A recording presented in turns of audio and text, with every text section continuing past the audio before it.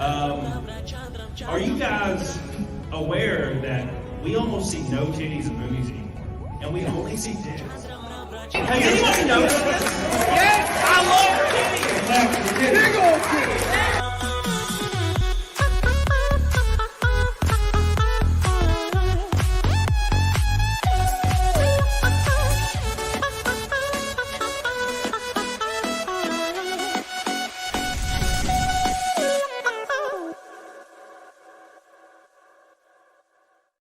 Finally, it's finally over. Man, I don't know why it feels like really long when I'm waiting.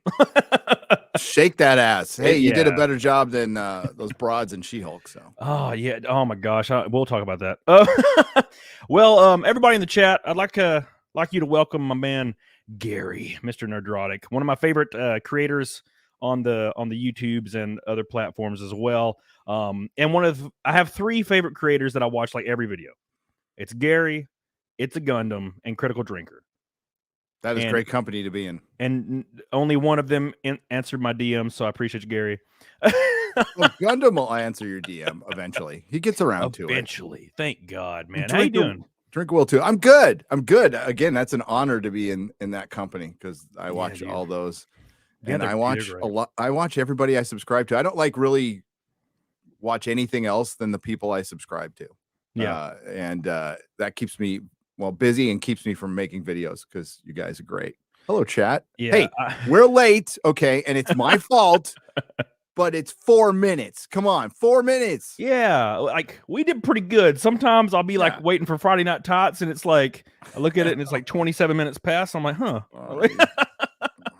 So, but not too bad. Only 3 minutes. Look at these people in the chat. Yeah. Oh, by the way, everyone, it's my birthday. I don't make too big of a deal about it. Thank you. Happy birthday. Getting older every day, and I'm sure we're going to see a lot of these tonight from Halo Goddess Olata. She says, happy birthday. Have an amazing day. Cam Blush. And of course, Soul Rebel as well. Dropping the red boy on your face. Thanks for inspiring me to get fit. Hell yeah. I'm glad to hear that, dude. 5 days a week. Sorry about the late drunk DMs. Dude, you're all good. Those are my favorite kind of DMs, the late drunk DMs. So yeah, 33 years old. And I feel much older. I broke my pinky yesterday. It was great. Yeah. I do this thing. I have a German Shepherd. And he loves running from me. He loves chasing me. Yes. And I always entice his ass. And I learned my lesson by falling down the stairs one time. Well, I did it again. And I was supposed to be on my buddy Nick Ricada's stream in like 1 minute. So I'm running and he's chasing me. I fall, land on my pinky, and it's bent back like a cartoon. Like straight up. So I've seen movies, right? Mm-hmm. So I was like, well, and I just grabbed it and snapped it back. And it worked. It's like really swollen, but it it's you like might want to have that looked at, but like it's a damn sausage, man. Yeah. Have you ever broke a bone like that? Just hell yeah. Hell yeah. I was sneaking out of my parents' house when I was my girlfriend at the time, who was not my wife, was moving to England, and my parents and her parents were pissed at each other and at us. So they wouldn't let us see each other for the last day. So I snuck out of my house, and usually it's on a balcony, right? So I hit it every time. Back in the day, it was like Spider-Man off that thing. And this one day I missed it and landed on my mom's planner on my hand. I had fucking clay stuff pulling it out of my ass, and my finger was bent this way and my knuckles were down here, and it never healed right. God. It never healed right. It's all jacked. That was good times. Yeah. I had a friend. I still went, by the way. Went to the emergency room and then went and said goodbye. Yeah, I didn't do nothing. My friend was like, you probably should put a stent on it, or else you won't be able to bend your finger or something. And I'm like, yeah, I'm just going to not do nothing. It'll heal wrong, like mine. Yeah, that's fine. Yeah. I mean, as long as you're not going to play guitar, like it ruined my guitar playing days and I had to go to bass. Thank God it's my right hand, because if it was my left hand, I'd be screwed, because that's all I do is play like guitar, unfortunately. So that would suck ass. Trent Westbrook with a $500 super chat. Holy dick balls. Ferrari red every damn time with this guy. Trent, I love you and I appreciate you, and I don't deserve that shit. But thank you so much, dude. I love you. You're goated as hell, top dog as hell, as usual. And Carrie Davidson, happy birthday. I love you, Carrie. Thank you. Another damn red boy. Yeah, I'm pretty sure that's Fight Milk already. See how fast that happens every time? They know. Oh, by the way, if we hit Fight Milk, Gary's going to do Fight Milk with me, guys. I forgot to tell you. Yeah. That's good. When my son gets that DM, it's like, hey, I need you to make me something. He's gonna go, what the hell? Yeah.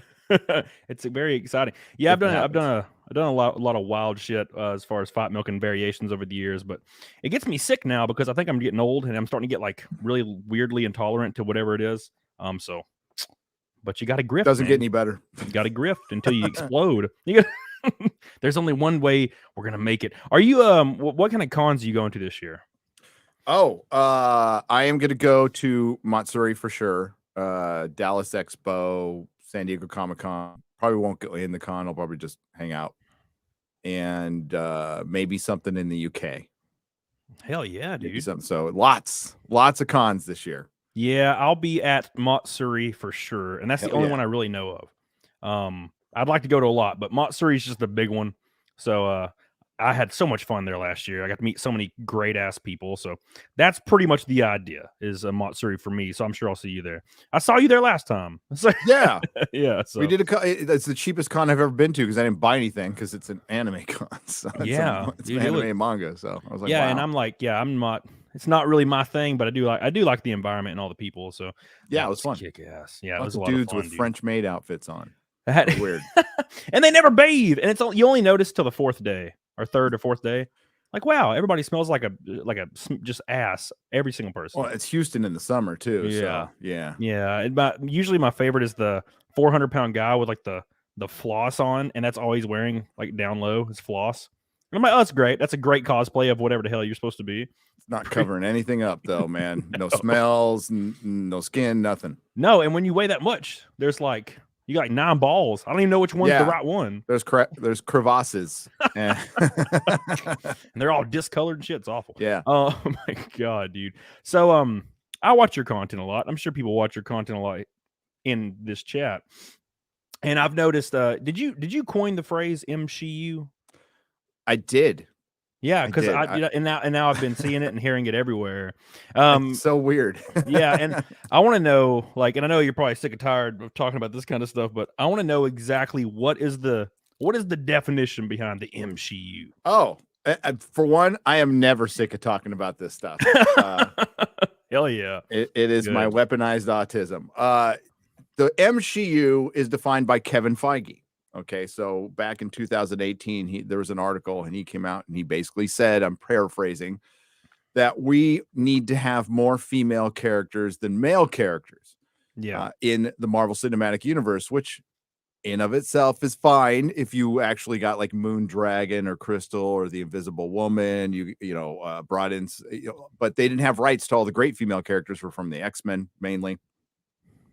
But on top of that, they just bypassed decades of really good stuff to get to the modern, identity politics garbage characters, which are the 5th version of Miss Marvel, America Shot. Well, not 5th version of Miss Marvel, but a Captain Marvel derivative to the 5th power, which is Miss Marvel, the current one. And then you have America Chavez and Ironheart and the intersectional feminism where it's all the girl bosses and all the male characters are diminished or it's just pure character assassination. I'm actually making a video on that right now. Hell yeah. And going over like Loki, the series Loki, where he gets kicked in the balls 4 times in his own show. Shang-Chi, they introduced Shang-Chi and, Simu Lu's a cuck, but he gets kicked in the balls in his own movie by his sister, who ends up being more powerful. And what they do is they bait and switch. So they'll say, hey, watch this Hawkeye show, but it's actually about Kate Bishop.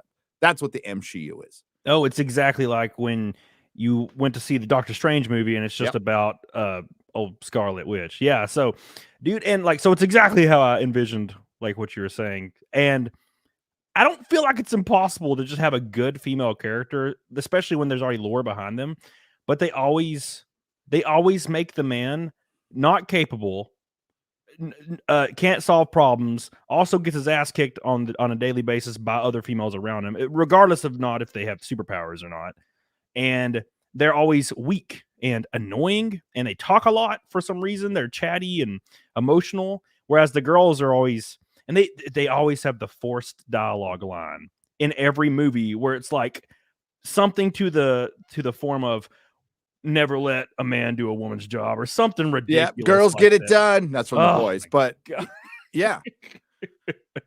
Dude, There's always some situation or scenario where the female is in power, and the bad part about it is you can predict it. You can Yep. literally predict the outcome and what's going to happen. Like with Ant-Man, it's like, oh, he's going to be surrounded by 3 women all the time, and it's not going to be about Ant-Man. It's going to be about Janet Van Dyne, which it was. Yep. And her, sledding her way around the quantum realm. Yeah. But the thing is, like, it's how they portray the female characters.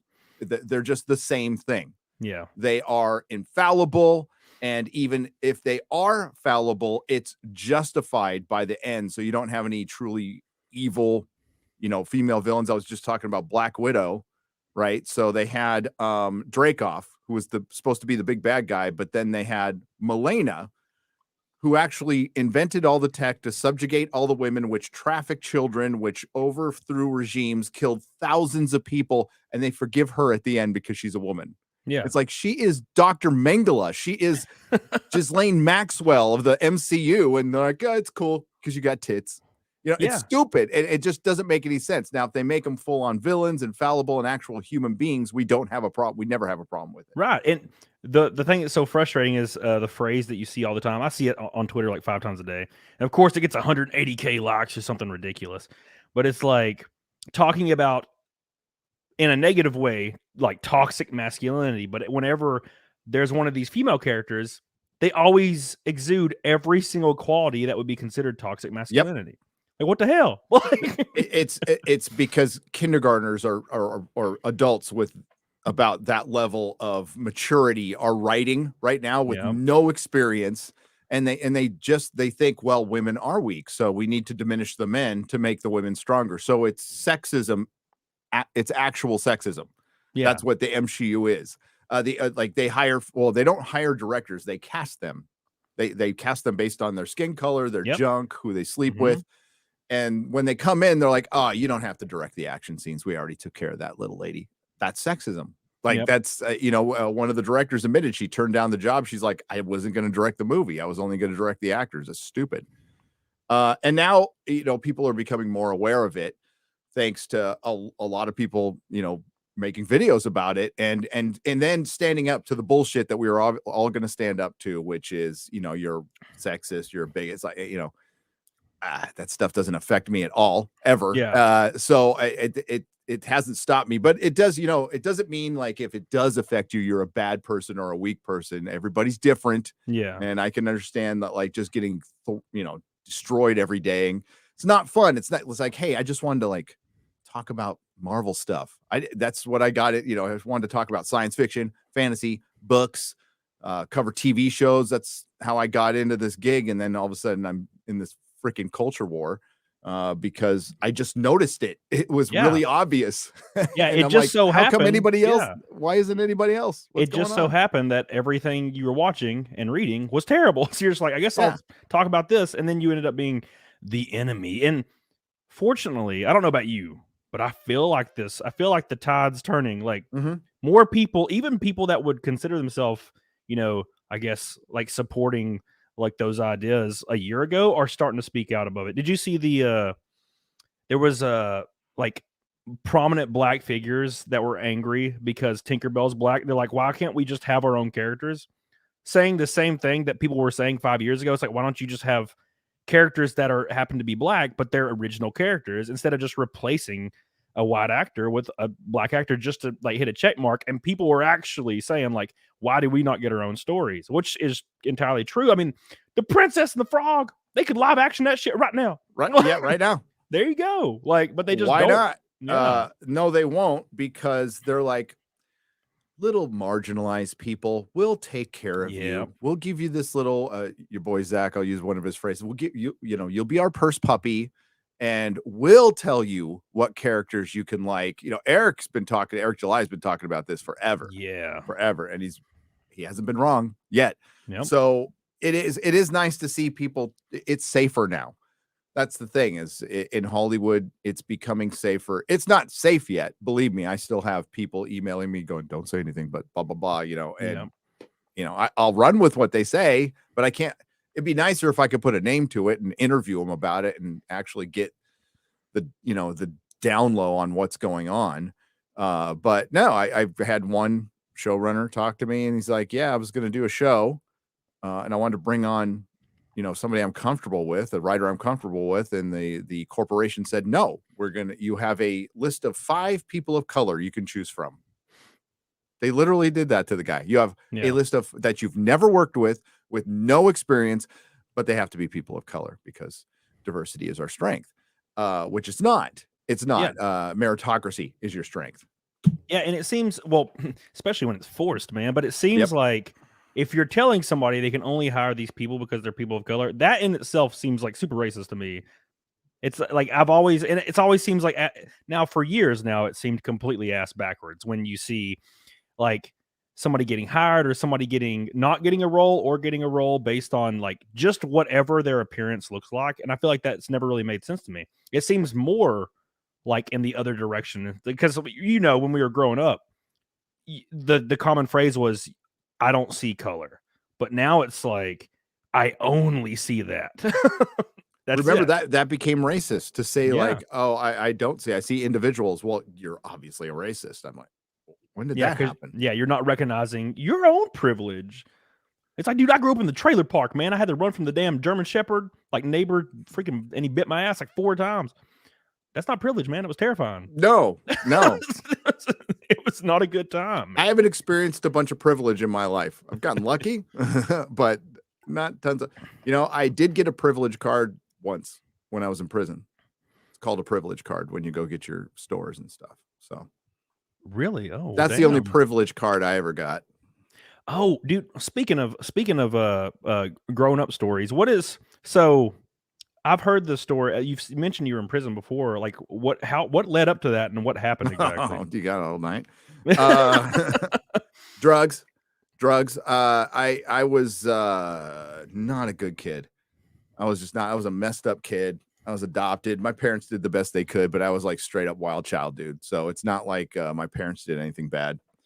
They were pretty normal, nice parents. They just adopted this demon baby who just went nuts. I started drinking when I was 12 and getting into drugs and, hang out with punk rockers and doing all kinds of crazy shit. And it led to wherever drugs take you when you're an addict. It's jails, institutions, or death. So I got to experience briefly all 3. Well, not the death was brief. The prison was not. The institution was brief. So, but I've been in and out of rehabs. I can't even count how many freaking rehabs I've been in. And I spent almost 4 years of my life behind bars, just give or take, the prison time and the jail time. But drugs and a wild lifestyle, not respecting authority and being pretty awful. Well, it sounds like you came out on the winning side. Like prison worked on me. Like I was like, I ain't going back there, especially because I got lost in the cracks. So I was like a level 2. There's level in California. There's level 1 through 4, right? 1's minimum security. 2 can be minimum security.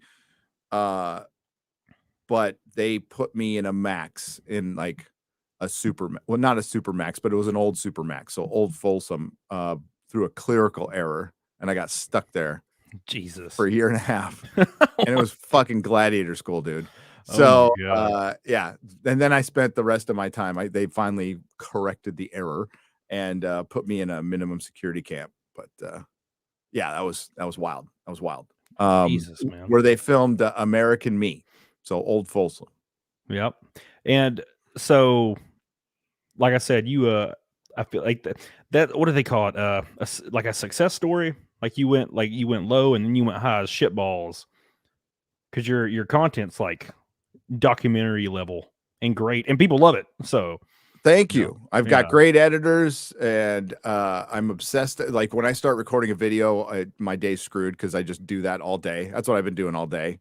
But I have great people around me now with Perry and Quarter Black Garrett, our boy Quarter Black Garrett, and X-Ray Girl. But it was a long process. Once I got out, I got sober. I just did freaking, shit jobs forever. I worked retail and delivered auto parts, and I did just Joe retail and blue collar work. I became a parts professional, worked in the auto industry forever, and bought a comic store, which everybody knows about. But then I relapsed, big time, dude, just huge relapse. And then had to pick myself back up again while trying to keep my marriage together, and which was important because I didn't want to be that dad who didn't live with his kids. That was like the ultimate defeat to me. Worse than prison, worse than anything was, I don't want to be the dad who's not with his kids. Some dads out there might not be with their kids. That's not a judgment on you or anything like that. It's just I didn't want to be that. So worked really hard and went back to the auto industry, and I was fine with it. I was like, that's fine. So I started this stupid podcast. I did my first one in a Starbucks in West Portal in San Francisco, like 2 days sober for my relapse, just to have fun, just to like stay connected to the nerd folks. Had to sell my store, and then built that. It's been 9 years since that day, a little over 9 years since that day, 9 years and 2 months. And here we are. Yeah, I just stuck with it, and then all of a sudden, it like 5 years in, it started working, and I'm like, whoa, this is weird. Yeah. So I had a good job at Tesla. I'd worked my way back up, making great money at Tesla. They had the best benefits ever. You didn't have to pay for anything. I could email Elon, and I did email Elon, and it was cool. It was a cool job, but I still wasn't totally happy. We were still doing the podcast thing, and that's when a lot, like Jeremy started up with Geeks and Gamers, and your boy Zach was out there, and the High Council started. I was listening to all that stuff while I was at Tesla, and my channel started taking off from Doctor Who. And this was so stupid, Camelot. When I think back at it, I was like, wow, this was ballsy. So I had 10,000 subs, and I think I had made $1,200 on YouTube. And I'm like, you know what? You only get one shot at these things in your life. And I had passed up a lot of, when I worked in Hollywood and at the comic store, I passed up a lot of opportunities because I was hesitant. So I decided to go completely opposite and go, fuck it. I'm going to ask my wife, hey, I'm going to quit my job. Because my wife was making way more money than me, like she always has. She's owned her salon. She was a hairdresser, top of her game, making bank. Okay, like she was a rock star. So I went, okay, sugar mama, I'm gonna quit my job, okay, and try this YouTube thing because it's once in a lifetime. And if it doesn't work out, 6 months, I'll go back to parts. I won't get the Tesla job back, but I can work anywhere. I know pretty much every car catalog, no problem. So we did it, and it was stupid at first because I was making $1,200, dude, which I was making serious money at Tesla. And luckily, I don't know. It's like a lottery. Yeah. That you work hard to win. That's what YouTube is. So the Doctor Who thing happens. Dave Cullen gives me a shout out. I about have a heart attack. And then the next thing I know, I'm being invited on like a local TV show for an interview. And I'm like, what is going on? And yeah, here we are. It just kept going. That's funny because I started YouTube 2019. I think is when I really started. And I remember you popping up from Doctor Who. I remember watching Doctor Who videos from yours. And of course, it obviously snowballed. So, and it's weird because when I started, I was like, I'm going to do this for 6 months because, I was doing a district manager, like contracted out position at Walmart. And I was like, I'm going to do this for 6 months. And if it doesn't work out, it's whatever, but it's what I've always wanted to do. And I got to the 6 month mark and I was like, the work was getting real stressful. And I was like, I don't think I can do this anymore, but I gave it my best shot. And as soon as I quit, it was like 2 or 3 weeks. I hadn't done anything on YouTube. I had like 260 subs and getting no views, of course. And I went to bed and woke up in the middle of the night and I had like 1,000 notifications on every app. And I'm like, what's going on? And I went to my YouTube studio and refreshed it and I had 9,000 subs. And then every time I would refresh it, it would be like another 5,000. And it was just one video just talking about like working at GameStop. No shit. It hit 1 million views within 4 days of that happening. Damn. Yeah, Hey, and then there you go. yeah. And you're like, that's similar to Az's story. He gave it up for a while after his World of Warcraft stuff and went back and took off. It's possible. That's a good story though. Yeah, the crazy thing is, I'm like, well, I don't know what to do with this, so I just kept making GameStop videos because, like, you don't really know what to do when it happens. Yeah. And I was working at Walmart, so I was like, I guess I'll make a Walmart video. And of course, it did really well. It was blowing up. And then, of course, my HR contacted me and was like, so we found your YouTube channel. And of course, it's against policy to talk. And I was talking shit, man. I wasn't being like, Walmart's great. I was like, Walmart's terrible. So they fired the hell out of me. And when that happened, what had happened was my old district manager, like, he had it out for me, man, at GameStop. And he contacted Walmart's corporate because they were he was super mad because I was talking about him specifically in my videos. So he contacted Walmart's corporate. Walmart finds out immediately. And I made a video because when this happened, one of my old friends, because all the store managers at GameStop were like their own like clique. And we all kind of stuck beside each other because we didn't like, field management. So one of my friends texts me and says, hey, so-and-so is in my store right now. And that was my district manager because she still worked there. And she's like, hey, he is like talking to the regional and they are calling like your Walmart corporate right now on you. And I was like, oh shit. So of course I get fired. And I made a video. And I was like, I took her text message. I was like, can I use this? She's like, yeah. And I was like, GameStop got me fired. And like 3 huge YouTubers that had over 1 million subs each made videos about it. And then that was it. It was over. I hit 100,000 like within 3 months. And damn. it. Yeah, it was wild. Holy shit. So, what happened to that guy? What a dick. Yeah, he still works at GameStop right now. Well, that's his punishment. Yep. Well, it's about done. It is. Yeah. Oof, it's about done. If it wasn't for Reddit, they would have died a long time ago. So yep. It's a wild, man. Yeah, I think there's one near us, which is weird because they all closed in the Bay Area a while ago. So. Oh yeah, I mean, even in high traffic places, they're not turning a profit. It's just all they sell now is like toys that have a high profit margin. And that's it. Like their games don't have a high profit margin. Their consoles definitely don't. So there's just not any point in being around anymore, especially with like the convenience. Man, look, I love physical shit. All right, I'll be straight with you. Like I'm old, you're slightly older, but we're two older men. Being nice. And I love physical stuff. Like I do too. I love physical games. I love physical books. I have like 1,000 hardback books in my library in my living room. I have, I love touching women. Like I love physical everything. You know what I'm saying? Yeah. But man, as soon as I don't remember what game it was, but there was like a midnight release. It was a couple years ago after I'd left GameStop. And it was like 11 p.m. and there was a midnight release happening like an hour later. And it was like install now on Steam. And it was like 49, not 59. I don't remember what game it was. And I was like, click. I mean, I was just playing it. I think it was like Resident Evil 2.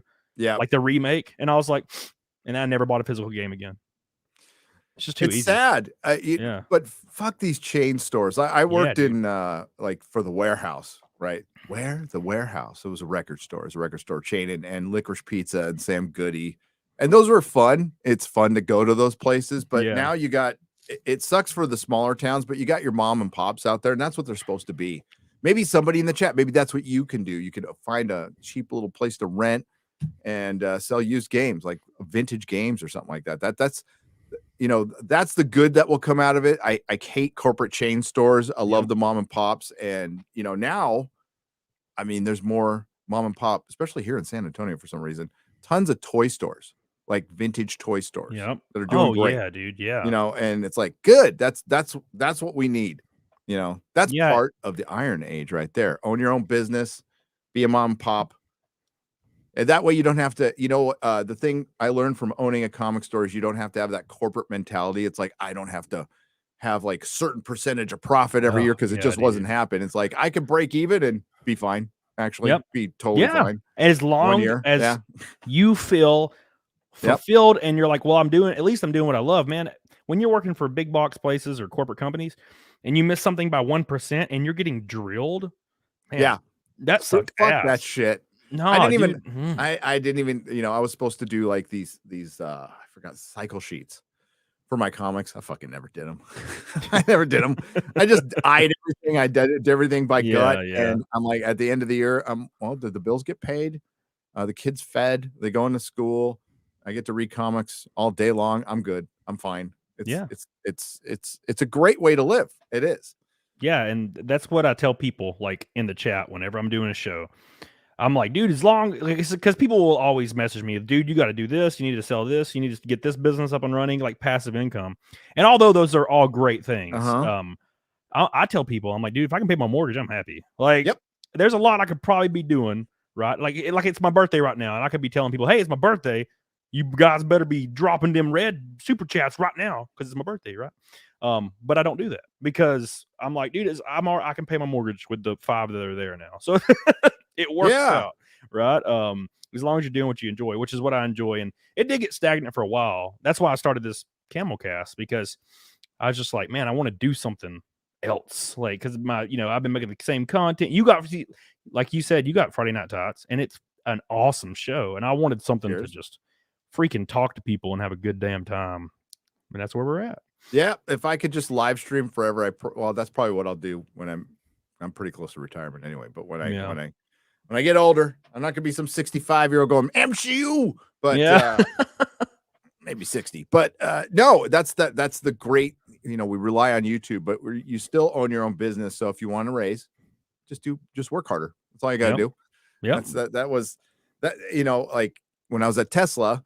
It sucks going from your own business back to a boss, because like then I still had that work harder mentality. I'm like, but I'm not getting more money. And it's like I really need to do something on my own again. Yeah, when there has like that's the one thing I've always thought really weird about businesses, especially corporate businesses, is if you want employees to do some shit, you got to incentivize it, and that's completely went away. Like there is like not a big box place that exists or a corporate company that exists in mass that offers incentives. They're just like, do it or you're fired. And I'm like, well, that sucks.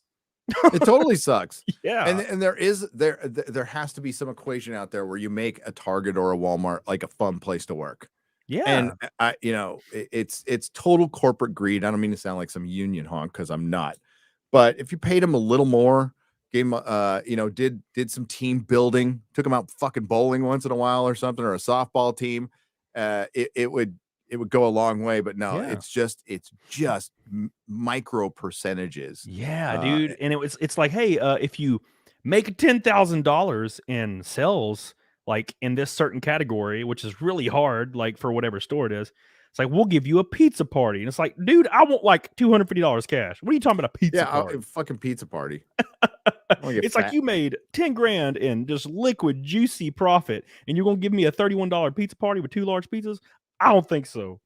There better be a stripper there too. Dude, that shit worked in like the 80s and 90s. Okay. And never evolved from that at all. So, oh my God. I don't miss. I'm not a big fan of corporate. I love capitalism. Love the free market. Fucking hate corporations though. Can't stand them. It basically what it is like the more you want to make if you're working for yourself, the more you can really make depending on how capable you are. But dude, like in corporations, you could be the biggest slave that's ever existed, ranked the best, doesn't matter. Like there are some places you're not going to get it past a certain position, and you're definitely not going to make more money. Like, no, dude, at GameStop, you did not go to district manager. It didn't happen. You stayed a store manager, and that was it. The only way to be a district manager was you had to be hired from outside the company. They called it the MIT program, manager in training. Oh, you couldn't even move up to district manager in GameStop. Retarded. That is retarded. But they would hint to you. So when I was a store manager, there was a 2-year period where I was the top ranking store manager in my region for 2 years straight. 2 years straight, which is a big damn deal. There's a lot of stores back then. And there was this hint that, if you keep doing what you're doing, you're going to be a district manager someday. And of course, my dumbass monkey brain was like, woo! Like, I thought I was part of the gaming industry. It was a big deal for me back then. And that's what they prey on. They prey on people that think they're part of the gaming industry and not just brick and mortar. But yeah, they say that. And then my regional leader comes to my store. And this was like when I decided, I was like, oh, wait, they don't actually give a damn. He looked at my store. My store was set up perfectly. It was clean. But I was missing one like fixture shelf talker thing, which was a big deal for him for some reason. And he was an asshole the whole time. Keep in mind, I was the #1 person in this region. In his region, he's the regional director. He goes to the bathroom and he says my bathroom's, not clean enough, which it was as clean as it could be. It was just it was like an old Rhino game, so it was just destroyed. The whole store was just put together with like freaking duct tape. And he leaves, he sends out a company-wide email that says, just because you rank 97th in the company does not mean you're a good manager and good at your job, which was obviously directed at me because I ranked 97th. And dude, from that moment on, I never hit the top 3,000 again. I've coasted for years. I went to Vegas. I would just party the whole time. Wouldn't go to a single meeting. I didn't care. I was waiting for him to drop my ass.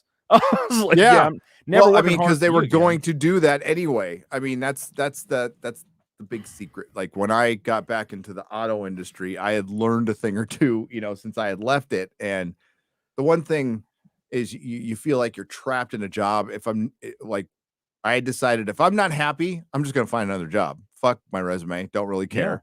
So found the first place, hated it, stayed there till I found a new place, found that place, didn't like that one very much, found a new place, didn't like that one. Then Tesla came a-calling through LinkedIn. They found me through fucking LinkedIn, which was weird. Wow. Yeah.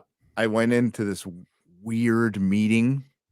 I went down to their main facility to this, like, I've never seen anything like it because they were treating it like tech. The thing was Tesla wanted to move away from being a tech company to an auto company. So they needed auto people. So they handpicked some of us who had some experience. And they give us this like full on meal and schmoozed us. I'm like, you had me at like the French fries, dude. I was like, I'm in. Like, let's do this. You had me at the free benefits and the best pay I've ever had, and some French fries. I was good. And so that's all. Like, and I've said this before, and I'll say it again. If you just take care of the people that are responsible for everything that's happening, just take care of them. Your company's going to be successful. But all of these companies like Best Buy fired 30-40% of their entire staff that was tenured, and then just rehired like entry-level associates to just basically getting rid of them so they wouldn't have to pay for their benefits anymore. And I'm like, dude, if you just take care of those people, you'll be good. Karis with the pink boy agreeing with me says, yay for corporate work. No, make sex work great again. Dude, I agree with that shit. Legalize it. Dude, I've been saying that for years. Matt Fortune says, it's corporate greed. I work for Toyota and my bonuses are affected by how hard I work or how much stuff I pick up or put away. But that goal post always moves. Yep. The better you do, the more they're going to squeeze out of you like a damn dirty rag.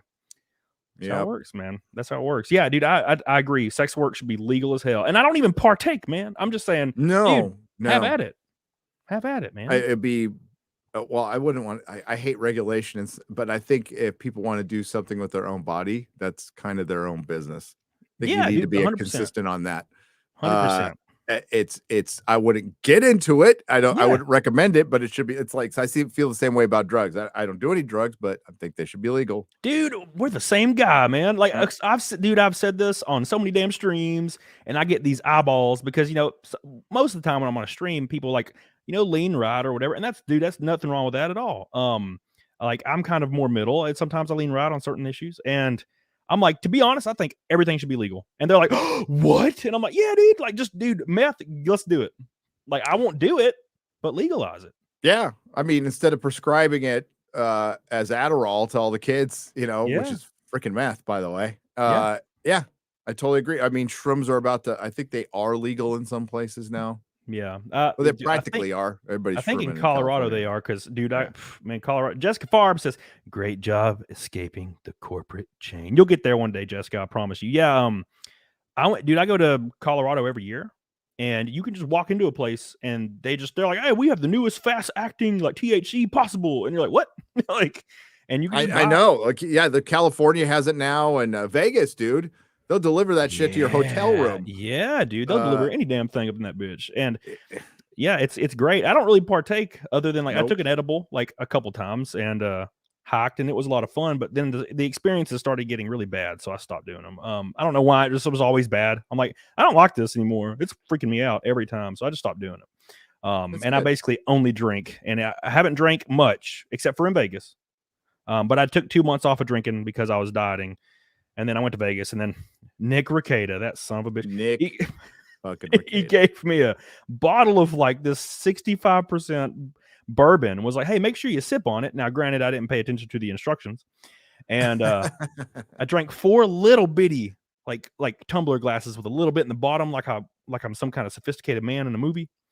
And I was like, I think I gotta go lay down. And then I woke up like in pitch blackness, just throwing up into like the shadows. It was wild. It was a wild time. So but now I'm off of the drinking again for the foreseeable future. Good. Yeah. At least you could do that. See, I couldn't do that. I couldn't like, oh, I'm taking 2 months off. Yeah, I'm Kidding really me? good at turning that off and turning it back on. Good. But see, my family's not though. Like my dad, like he's been drinking since I was a baby, and he's been trying to quit for years and years and years. And my sister's the same way. She just can't. And it's multiple things, right? And maybe it's because I focus on something else. But when my sister gets sober, she'll like be like, I'm gonna do the gym, and then she gets really into gym and gets in ridiculous shape, like in 6 months, and she's a monster, right? So it's like putting that part of your brain towards something extremely productive. Like that's what I do. I'll start racing, or I'll start doing YouTube content, and I just barrel down as hard as I can. And it's an aspect of, well, I mean, staying healthy, but I think that really helps. That helped me being sober. I'm not Adonis or anything like that, but I go to the freaking gym 6 days a week, have been same. forever, because it's just a routine that clears my head, and it's good for your heart, and it's good for the dopamine regulation that we addicts have a problem with. Yeah. So like I said, we're the same guy. I go to the gym 6 days a week, and it's just, I put my earbuds in and I'm there for 3 hours, 2 hours, and then I leave. And I look forward to it every day. It's like a structure thing. Keeps me just structured, and I love it. Yep. That's what it's all about, dude. Sorry. My wife's trying to call me. I'm gonna tell her, hey, I'm streaming. Hey, I'm busy on I'm so busy right now. Biggest show on YouTube. Not really. By the way, guys, thank you guys all in the chat. We got old Schwalbach in Rumble says, I just thought I needed to feed the ducks. Gary, Vegas meetup. Is it in August? I'm in Barcelona in April. Oh, it's in April. We moved it from August because it was it was hot until I moved to Texas, and then I'm like, it wasn't that bad in Vegas, to be honest with you, because it was surface of the sun here. We moved it up because we have Orlando, the big Orlando meetup in October. I didn't want him being that close. I wanted to give him some space. Sorry. Have fun in Barcelona. Yeah, dude. So you said it's in April. So that you're Vegas. You can screw the ducks now in Barcelona, Spain. Apparently that's legal to bestiality or something like that. So, well, I mean, we legalize all of it. There you go. Hey, I'm not a duck, man. I won't be affected. It's fine. No, but so you're having a meetup in April in Vegas? April 26th. Damn. So it's Wednesday. It's during a CinemaCon. We do it in the middle of the week because there's a bar. A friend of mine owns a bar called the Millennium Fandom Bar, and he just gives us the bar for the night. He opens it up and like he sells drinks, but it's our place. It's we have wristbands. It's free. We get a taco truck. I give you guys free tacos. I buy your first 2 rounds. It's my dude. It's the least I can do for so many people supporting my channel, and Garrett and Perry and my wife. After losing everything, it's like I have to throw people. I wish I could go to your house, but I can't.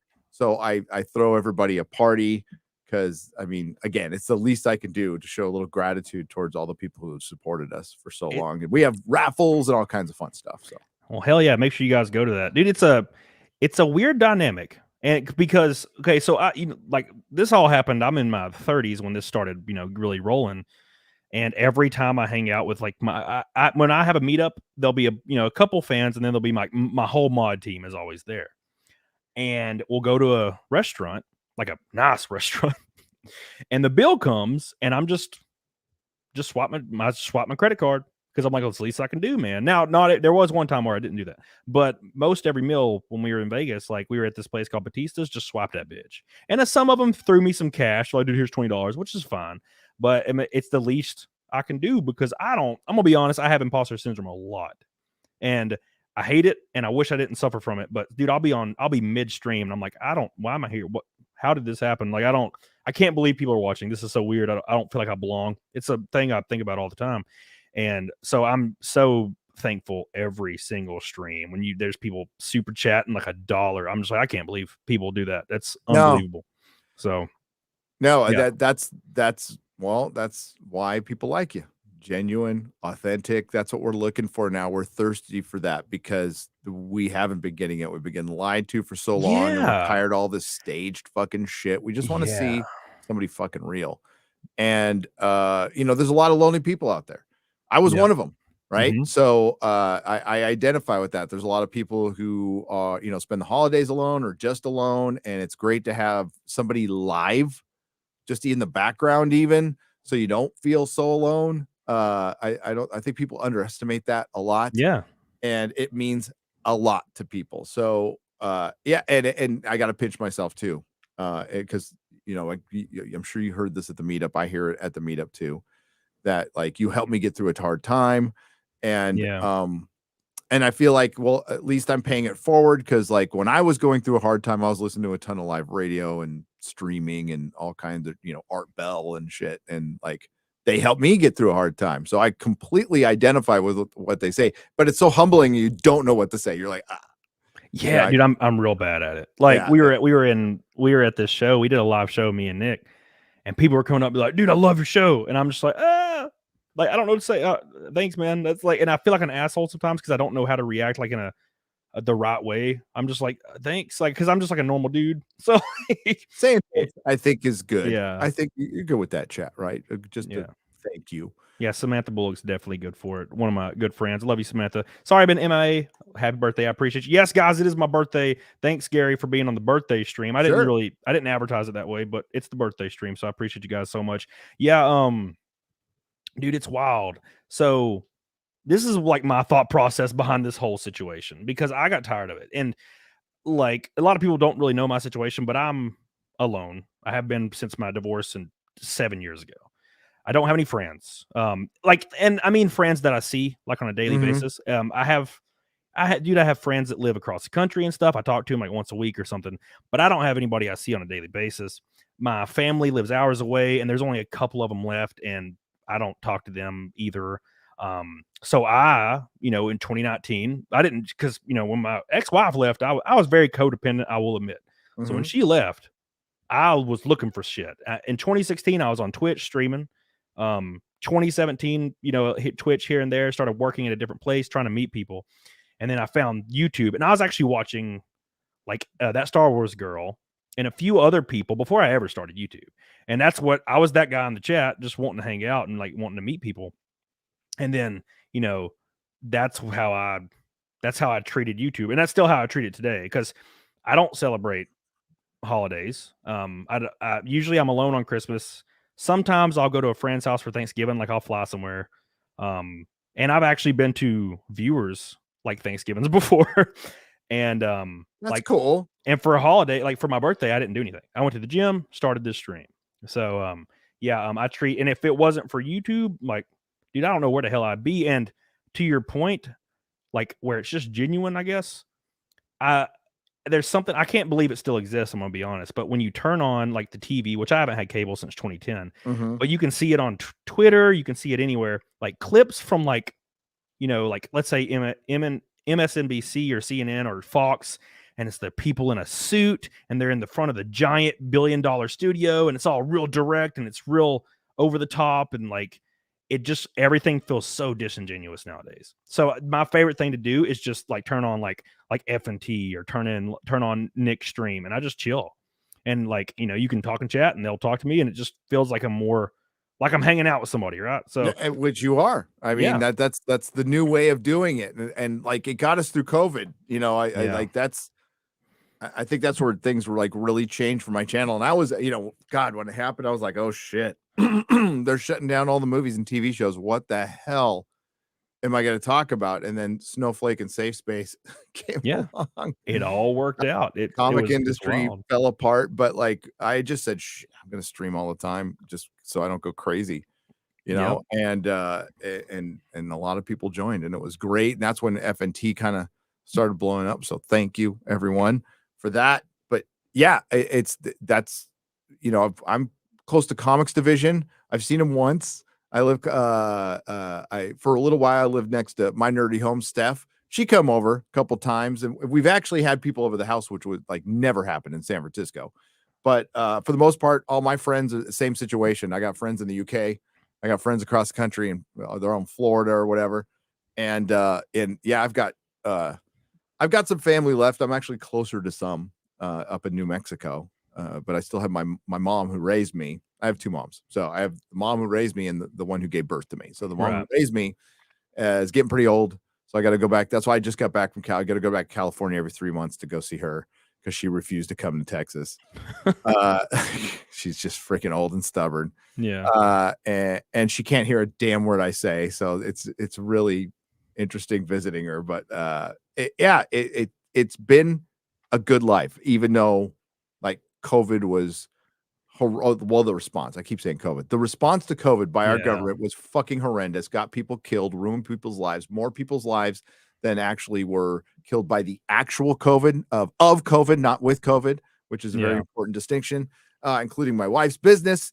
And that was horrific to watch. And then her dad died and it was terrible. But what got us through was YouTube and people supporting us on YouTube and just hanging out with my friends and streaming. And, you know, life is much better now. Those things were sad and we're over that. What, you know, I miss her dad. Like he was like a dad to me, but, like she's good with like losing her job now, which I didn't know she would be. She's like enjoying her semi-retirement and traveling all the time and just doesn't look miserable at all. So that's good. But that's thanks to you guys. Like if we didn't have YouTube, dude, we'd be fucked. Yeah, I couldn't go back to my auto job. Those were all shut down too. So it'd been Yeah, I think I underestimate like how important YouTube was for me specifically, and a lot of people though, but during COVID. And it's like one of those weird. So without YouTube, I say this a lot, but you know, I was working at Walmart. I didn't want to do it anymore. I didn't want to do anything, to be honest. So I don't really know where I would be. It was almost like fate was perfect, to be honest. But it's one of those weird thoughts, and I know this sounds like turbo gay, but it's one of those weird like thoughts that I like. One of those disturbing thoughts I have once in a while, where it's like, what if this didn't happen? Like, I don't know where the hell I'd be. Like, it's one of those things. It's kind of like where I used to have the same thought. Like, what if I didn't DM my ex-wife when we were married? I'd have that thought, like, man, what if that didn't happen? That'd have been awful. But then she left me, so it's fine. But yeah, I know, but didn't work out. But, relate that to like your worst experience. You don't have to say it, but like relate that to your worst experience. If that doesn't happen, this doesn't happen. Right. So like, you know, if I avoided prison, would I be here? No. Yeah, I say that all the time. People are like, do you ever like regret this or this or this? And I'm like, no, to be honest, my ex-wife's a great person, because if she didn't leave, none of this would happen. I'd be at a dead end job right now. So, and you're at, you know, prime of your life, 33 years old, so young, baby, but prime of your life, dude. And this is happening and you're having fun. You have a job where you're having fun. Put that on your gratitude list every day. Hell yeah. Thank God for that. By the way, everybody, we're 100 likes from 1,000, which is the goal, which would be the fastest we've ever hit it on this show for damn sure. And we are 500 from double 5 milk already. That was fun. Quatrina says that was mega gay. Camelot, thank you. I agree. It was. it was super gay, but that's fine. That's allowed nowadays, like in The Last of Us. Oh my God, dude. Now look, I'll be honest. Did you watch any of The Last of Us? I watched the first 3 episodes till the gay. We were just talking about the gay. Till the gay happened. And stopped watching it. But it wasn't like, it was just a boring, and it made no sense. I have not played the game. I am aware of the game. I know what happens. Yeah. Because of The Last of Us 2, but like no idea. So the first 2 episodes, I'm like, it's all right. You know, little girl can't act very well. Nope. Pedro Pascal's pretty average. I like the fungus. I like that little opening they did. Dude. I thought that was fucking great. And I was okay with his daughter. They should have kept. She's a better actress. But when they went to the big gay, it was boring, predictable. Everybody's calling it groundbreaking, and I had every intention of watching the 4th episode and just didn't. Just stopped watching. Dude. Now, like, I shouldn't allow outside forces to determine how I feel, but I watched the first 2 episodes and I loved them. Like you said, Bella Ramsey, I don't really know how I feel about her, but at least it's, it's working. Pedro Pascal's doing a pretty good job. The third episode happened. Now, granted, the third episode was well done. It was so long and nothing was happening, and I waited a week for this shit. And then it just stopped being. It's the pacing's off. It's boring. Bella Ramsey's getting more of a sore spot. Now, you didn't watch past this point, but Pedro Pascal, they're starting to de-emasculate him. He's starting to cry and say he's not up to the task, and he's having panic attacks every 5 seconds for some reason, which is fine. I mean, shit, I've been there, but it's getting a little weird, and it seems almost like, Ellie, the character, she's the main and Pedro's the sidekick, and that's not how the game was. The game's completely flip-flopped the other way. And my biggest gripe, and this is going to sound real bad, is the whole point of the game. For me, look, I'm a simple trailer park man. You have a rugged dude that's been through some shit. He's set in his ways. He's stubborn, but he knows how to survive. He's been alive 20 years after the apocalypse. Then you have a little girl that's never been outside the wall, right? She's immature. And she is, every time she sees something for the first time, like death or tragedy, it breaks her in the game. And with the contrast of Joel and the world being terrible, she is adorable. Like her character model is the sweetest little girl, innocent. Just she doesn't need to be here. And then you have Joel, which is the complete opposite. He is the doom guy, right? And the show throws it off because now look, disclaimer chat. Bella Ramsey looks like Sloth from the Goonies. She's not a cute girl, man. So every time I see her on camera, the cute girl, it just doesn't work. The dynamic doesn't work because she looks like a little goblin lady. And look, no offense towards her, man. I just don't. I gotta be honest with myself. That's what hurts me the most. And of course, the emotional. Neil Druckmann, I think he's one of the writers, or if he is the writer, the guy, the same dude that wrote the majority of the first game and or most of the first game and all the second game. But he every episode has this weird emotional forced thing where they have a new character. It shows a flashback of how they got here, and then at the end of the episode they die every time.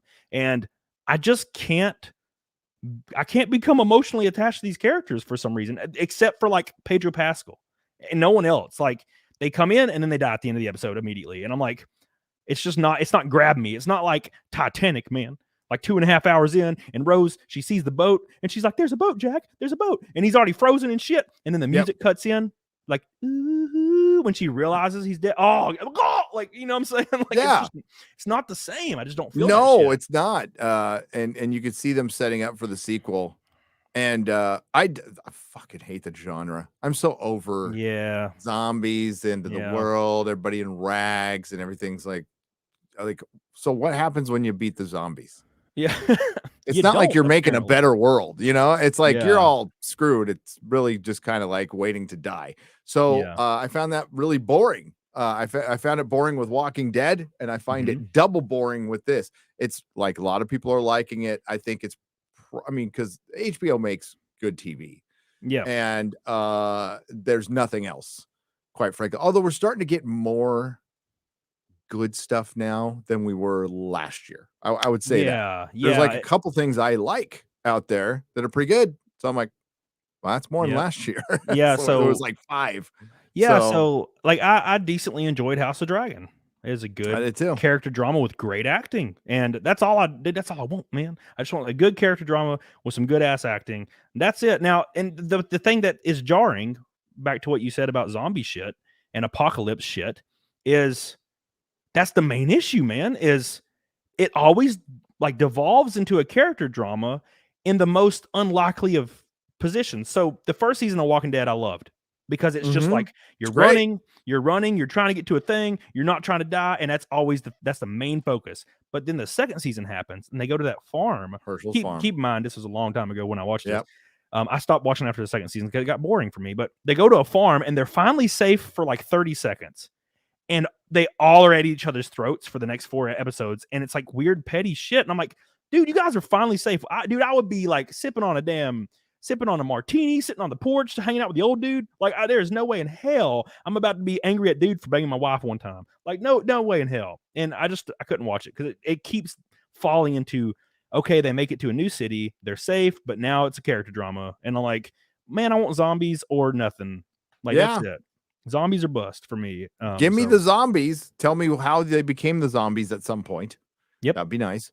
Yep. And you know, level it up, have them zombies mutate, do something fun with it. I like fun zombie stuff. Yeah. Zombieland's good. Return of the Living Dead, love that shit. Oh god, it's my favorite, one of my favorite movies of all time, Return of the Living Dead. Yep. Oh my god, that's such a good movie. But not this like we're just very sad and we're going to talk about our pronouns and the apocalypse. It's like, no, you're not. No, you're not. Nobody gives a fuck about your pronouns. Somebody gets shot for that stuff. It'd be prison rules, but outside. Oh, dude, that is a great topic to jump in on because I love talking about this shit. And that's another freaking aspect of Last of Us that's so frustrating is you have these societies somehow and they're ran to depict how it's trying to be ran right now, and that does not exist in post-apocalyptic worlds. In a post-apocalyptic world, Book of Eli did it right? So women are bought and sold, and that is the end of it. And the strong, scary men that are not afraid of gouging eyes out, they're the ones that are buying the women, and that's the end of it. We have post-apocalyptic dystopian nightmares on this planet right now. Yep. It's called Ethiopia. It's called Yemen. Yep. It's like these are countries that have devolved into just tribalism. The girls can't even go to school in some places. Nope. And who are all your warlords? The biggest, baddest dude with the most guns. Yep. It ain't gonna be his sister when he dies.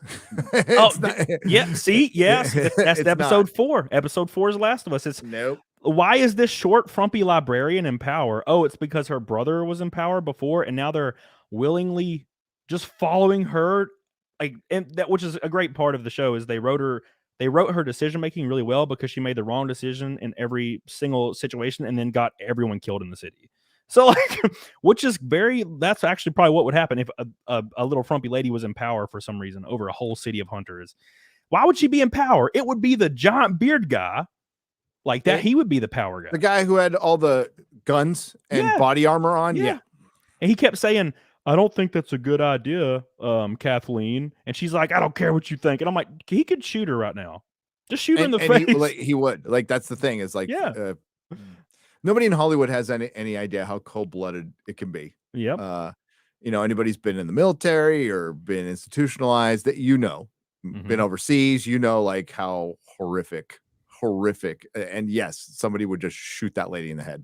Yep. It'd be immediately. It'd be immediately. In those kind of situations where you have a society built up and it's a small society in the apocalypse, your leader is going to have to be trustworthy, extremely strong, extremely be able to make the worst, like, I guess, moral choices for the better good. And people are going to want to follow that person. It's not going to be some goofy ass frumpy lady that just happened to be related to somebody. No, it's going to be a dude that is the reason the human race survives. And that lady is not. Granted, she got everybody killed, so that makes sense now. But dude, it's so silly. It's so silly. And that's why I like Book of Eli, because it's so ruthless. There's girls, man, and they are just quite literally, the women in the movie are all slaves, which is probably how it would be in various places in an apocalypse. Like I got to see a special screening of that but because before he went out and pissed off the fandom, I knew Gary Whitta, who wrote it, who did Death Jr. and he wrote Rogue One, and that called the fans Nazis or something like that. I was just like, fucking idiot.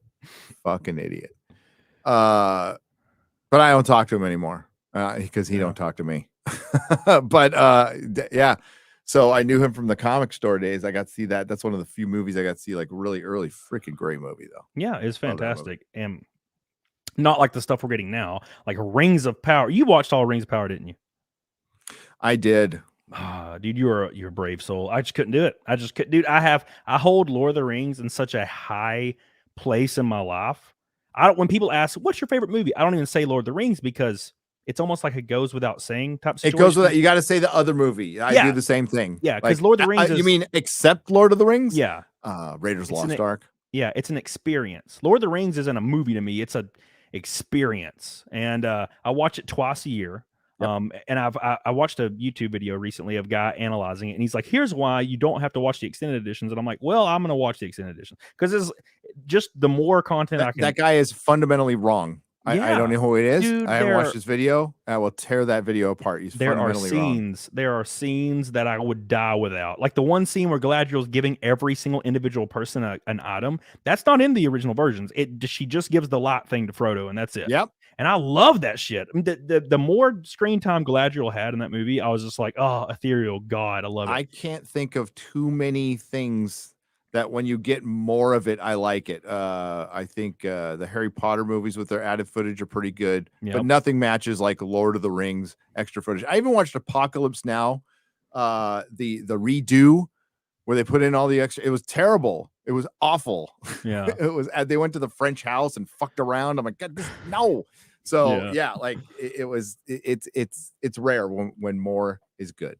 Yeah, dude. Like so one of my friends came over recently, and I haven't seen him in months and months. He's in the military. He flew to my house. All we did was sit. I built a theater in my house because I sold my old house for a lot of money because the housing market went insane.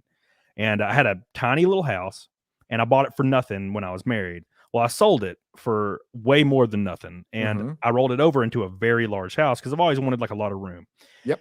So I had a mother-in-law suite, whatever the hell that is, and I was like, I'm gonna make this a movie theater. So I made it a legit movie theater with like surround sounds. I got it painted. I got the roof painted, and I got or the ceiling. I got movie posters surrounding it, and I got those sconces. I think they're called sconces or sconces. I don't know. They're like lights, and it's all remote controlled, and it's fantastic. And I got a real nice projector. And I just would sit in there and watch movies. And he came over, and we watched the Lord of the Rings from start to finish, extended editions. Hell yeah! For like. We started at like 9 p.m. and we ended up going to the gym after, and it was the next day in the late afternoon, and I had drank like 27 White Claws. Dude, it was just the greatest. It was the greatest. I love it, and every time I watch it, I love it more. And not many things have those effects because I watched through Star Wars recently because I was like, well, I got to watch through Star Wars because I don't remember what was coming out. Something was coming out. I think it might have been the 7th or 8th one. Return of the Jedi is where I stopped. I never watched again after that. But I was like, well, I got to watch through all of them. And I noticed I didn't really like many of them except for Empire and a few parts in like Return of the Jedi. And I didn't really like anything else, and a few parts in Revenge of the Sith. And I'm like, man, I thought I liked these. What happened? Like, it's weird. Like, I didn't like them anymore. I didn't like Phantom Menace at all. Oh man. Yeah. I mean, with all due respect to the prequel fans out there, I respect you. I respect that you like it. They're not good. They're just not good. There's a great story in there. It should all three films should have been Revenge of the Sith broken into 3. The book is fantastic. The adaptation book is fantastic. But yeah, you know, with I'm an original trilogy guy forever. Return of the Jedi is half a 10 out of 10 movie. And the other half is a 5 out of 10 movie. Yeah. And I saw it in the theaters with the shitty effect. I mean, they were terrible effects, awful effects, and Harrison Ford's fucking over hammy acting and stupid Ewoks that were supposed to be freaking Wookiees in the first place. It's and like Gary Kurtz was missing. That's the biggest thing. Is their producer Gary Kurtz, who kept George in line, and Marsha were pretty much gone at that point. Marsha Lucas was instrumental. She doesn't get any love at all. But and George is great. Star Wars changed my life. Empire leveled it up. I've never seen anything like it. But I was also like a Star Trek dude back then. But I've over time, the original trilogy was the gold standard. The prequels didn't ruin it for me at all. I'm like, just get, I never needed to see Darth Vader as a little baby boy. That's stupid. Yeah, but exactly. Whatever. It didn't ruin it for me.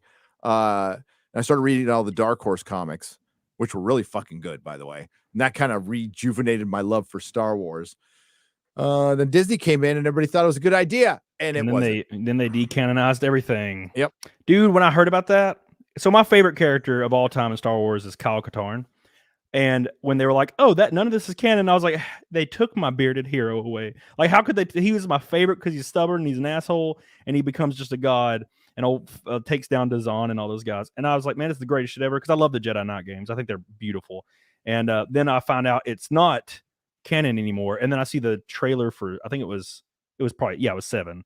And there was just Rey, and then there was screaming Finn in the trailer when he's in the desert or whatever. And I was like, well, this is awful looking. But to be fair, Finn was actually ended up being one of my favorite characters, but they just didn't utilize him at all. And then obviously I never watched past the Return of the Jedi, but I thought he was going to be like a badass like Jedi that came from like a really cool dynamic where he was a stormtrooper and now he's a Jedi. Yeah.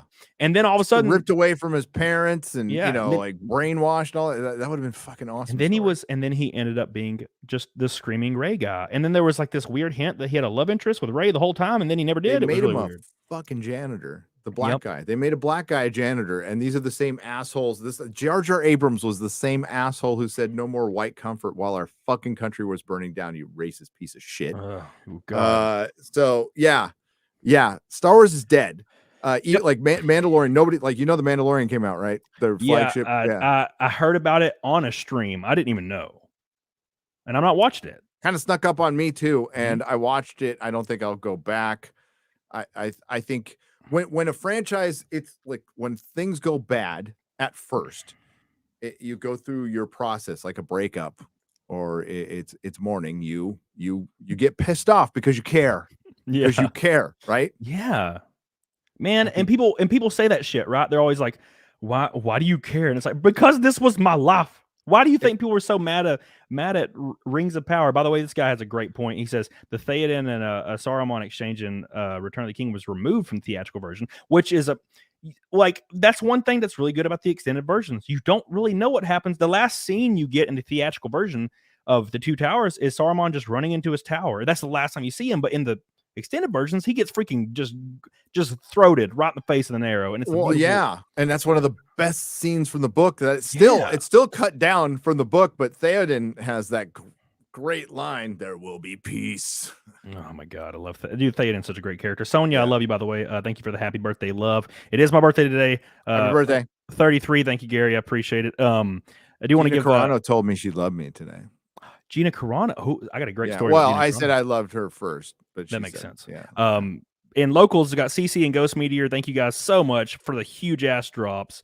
I love you. If you're watching on Rumble, hit that like button. If you're watching on YouTube, we're almost at 12. Did we already pass the like goal? I can't keep up with this shit. Hold on. He brings too much power. No, the chat brings all the power.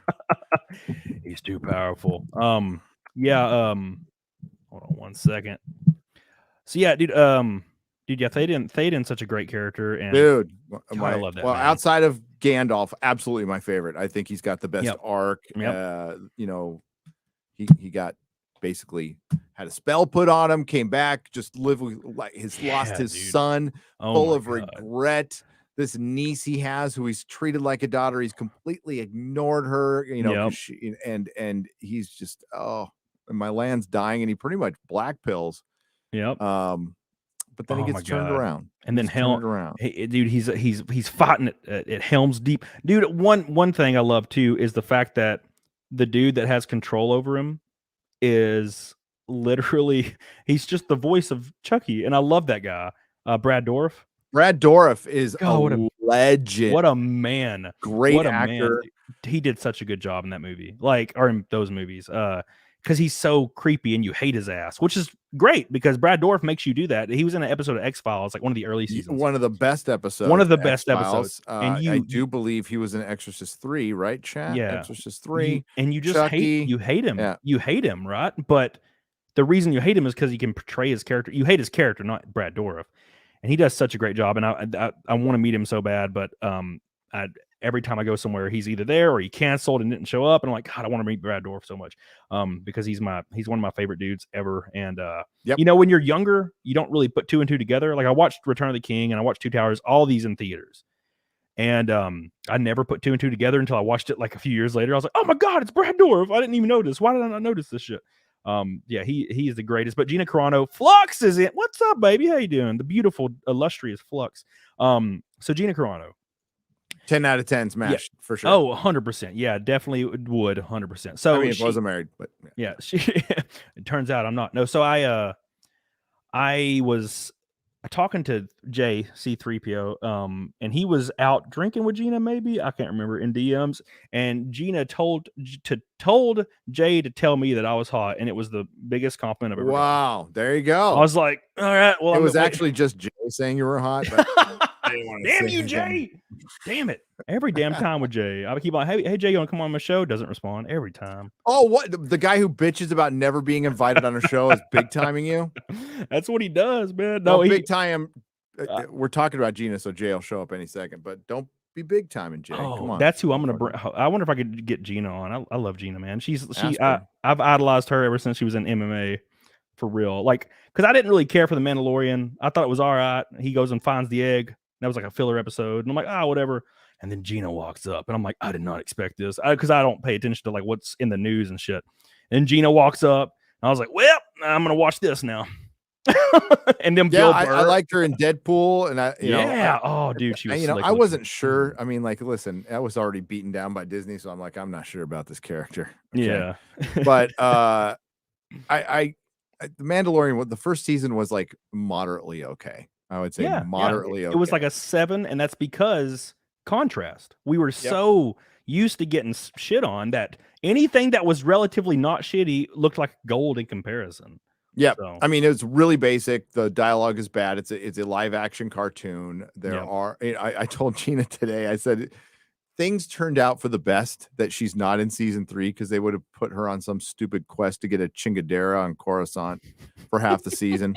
And I used chingadera in a sentence, so I was really proud of myself, because I used to always use chingadera, which, if you don't know what a chingadera, it's like a SoCal thing.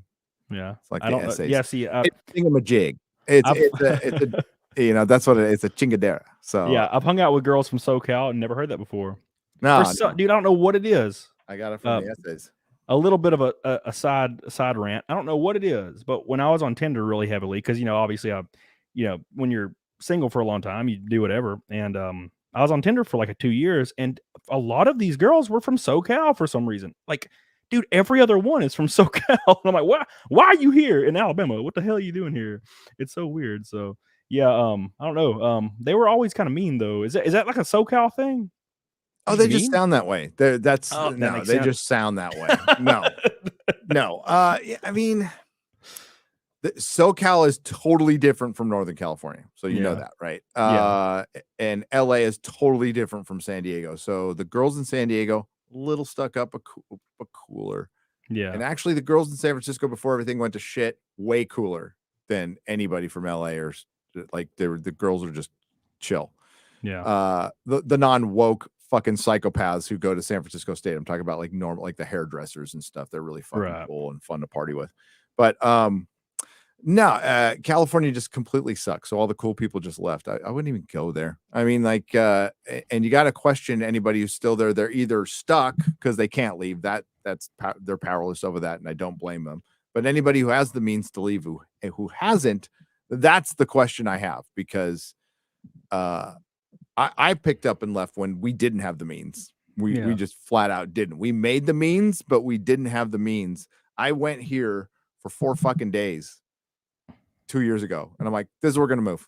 Yeah, and I remember you, because it was like I heard about like a lot of prominent figures, and whether you like to believe it or not, Gary, you are a prominent man, and you're highly prominent. And I remember hearing that you were moving to Texas, and then I heard Joe Rogan was moving to Texas or somebody, and then Elon Musk was moving Tesla to Texas, and everybody's moving to Texas. And dude, property tax. One of my friends, their property tax was $78,000. Could you imagine? Like, they live in California somewhere. I think they live in LA or something.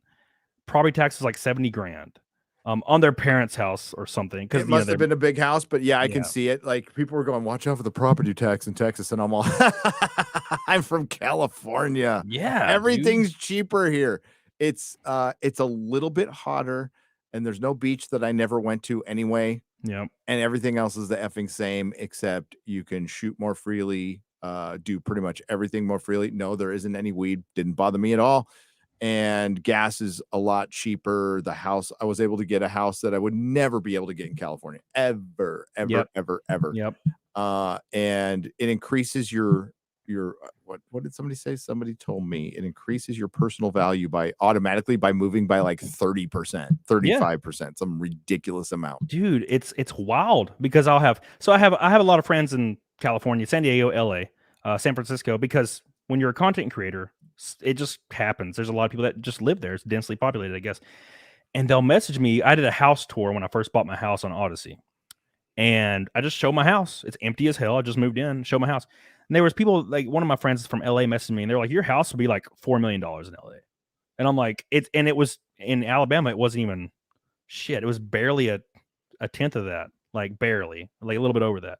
And it's a large house. I mean, I have a piano room, a sitting room with a piano in it. That's awesome. But I had to move my piano with 4 other guys, and it was a nightmare. But because it weighs like 1,000 pounds. Yeah. But yeah, it's just and I don't understand how anybody could willingly live in a place where your rent's like $4,000 for like an apartment that you're sharing with 2 people. That's wild. I think people like the idea of something, and I did too. I felt I was the same exact way because I was born and raised in California. I thought I would die there. Never in a million years thought I would leave. The decision to leave was made actually pretty quick, just because my wife and I recognized really fast that things are not going to get better, and this is going to change things forever. California is going to be screwed. It's going to have one party for the rest of time. They are in absolute power. They started pushing mail-in ballots, and they're starting to like talk about reparations and all kinds of crazy shit. And then there was the stuff my kid was getting taught in school. I'm like, oh, we're out. Bye. Goodbye. Yeah. There's it's like the Wild West, but like in a different way. And I'll have people tell me this. Now, the same friend that told me my house would be expensive in, LA or something. They told me, good for you, Spicy. Yeah, by the way. Oh yeah, Spicy Sicilian. I was about to read that. I love you. Thank God you got out of the freaking San Francisco Bay Area. But one of my friends told me, they were like, man, I wish I could move like out of LA. And I'm like, well, why don't you do it? And it's like, well, the field I work in is mainly here, and also. Now, I shit you not, and I don't know if you've ever heard this, and maybe you probably have actually. They said, "Oh, well, the weather's always great," and that's the main draw. Is like, well, it's always 75 to 80 here, and I'm like, who gives a shit? Like, right, and for one, that's the coast. It's you get away from the coast. It's 80, 90, 100 in the summer. Everything's hotter because it's all freaking concrete. The traffic sucks. Yeah, the weather in San Diego is pretty fucking nice. And San Diego is, for a big city, one of the few that's still clean and pretty nice place to live. Super effing expensive. Yeah. And same with LA. But now that I've lived a year in San Antonio, which is, I mean, it'll rain for an hour like hell and it'll be over. But like for the most part, like my winter was 75 degrees. It was great. So dude, I ain't complaining. It was like a week. So a week of cold. That's about it. It's about 65 to 75 here most of the time, and then of course throughout spring, summer, and October, November, December, it's like 85. But there was like a week where it was like 20, 30, 20. Yeah, negative 12 was one day here. So pretty wild actually. Never happened before. And then it was just on and off, and now it's 75 degrees. Almost it was 80 today, I think 75. Yeah. So it's fine right now. It's beautiful. It's great. It's fantastic, and I like the rain once in a while. California can be really boring. I did go back there when it snowed, which was hilarious. But oh, dude, that was like the end of the world. You would think it was damn Last of Us. Like on Twitter, dude, everybody was tripping balls. Yeah, and that's the reason I'm so glad I have my 4-wheel drive, dude. Yeah, dude, same. I just bought a truck. Thank God. Yep. Dropped that puppy in a 4-wheel drive. I'm like, we're cool, we're good. Yeah, dude. But all these cars are. I did end up crashing my car though, not due to snow, not due to snow, me being a fucking idiot, but it's at the shop right now. It sucks. Yeah, I do. Chrissy's event, I backed into a handicap railing and just destroyed it. Oh, that's not. Yeah, so I have a 50 like 2015 Mustang, the V8, and I don't drive it very often, but I didn't replace the tires for like a long time, and the rear tires were like as slick as my phone case. Like, oh shit! And it started raining when I was at the gym. Come on, son, you're not supposed to do that. So I'm going down the interstate at 40 miles an hour, and it's like a video game glitch. It's like the car raises up and it just starts pointing towards the forest, and I'm still going that way, but I'm just sideways. And I had my old roommate with me, and I just put my arm over her chest like instinctively for some reason, and I'm like, hold on, don't worry, we're gonna hit, don't worry. And she was screaming, and we just went into the forest, and then I took my car to the shop. They fixed it like within 2 weeks and brought it back and looked brand new. I was like, well, hell yeah.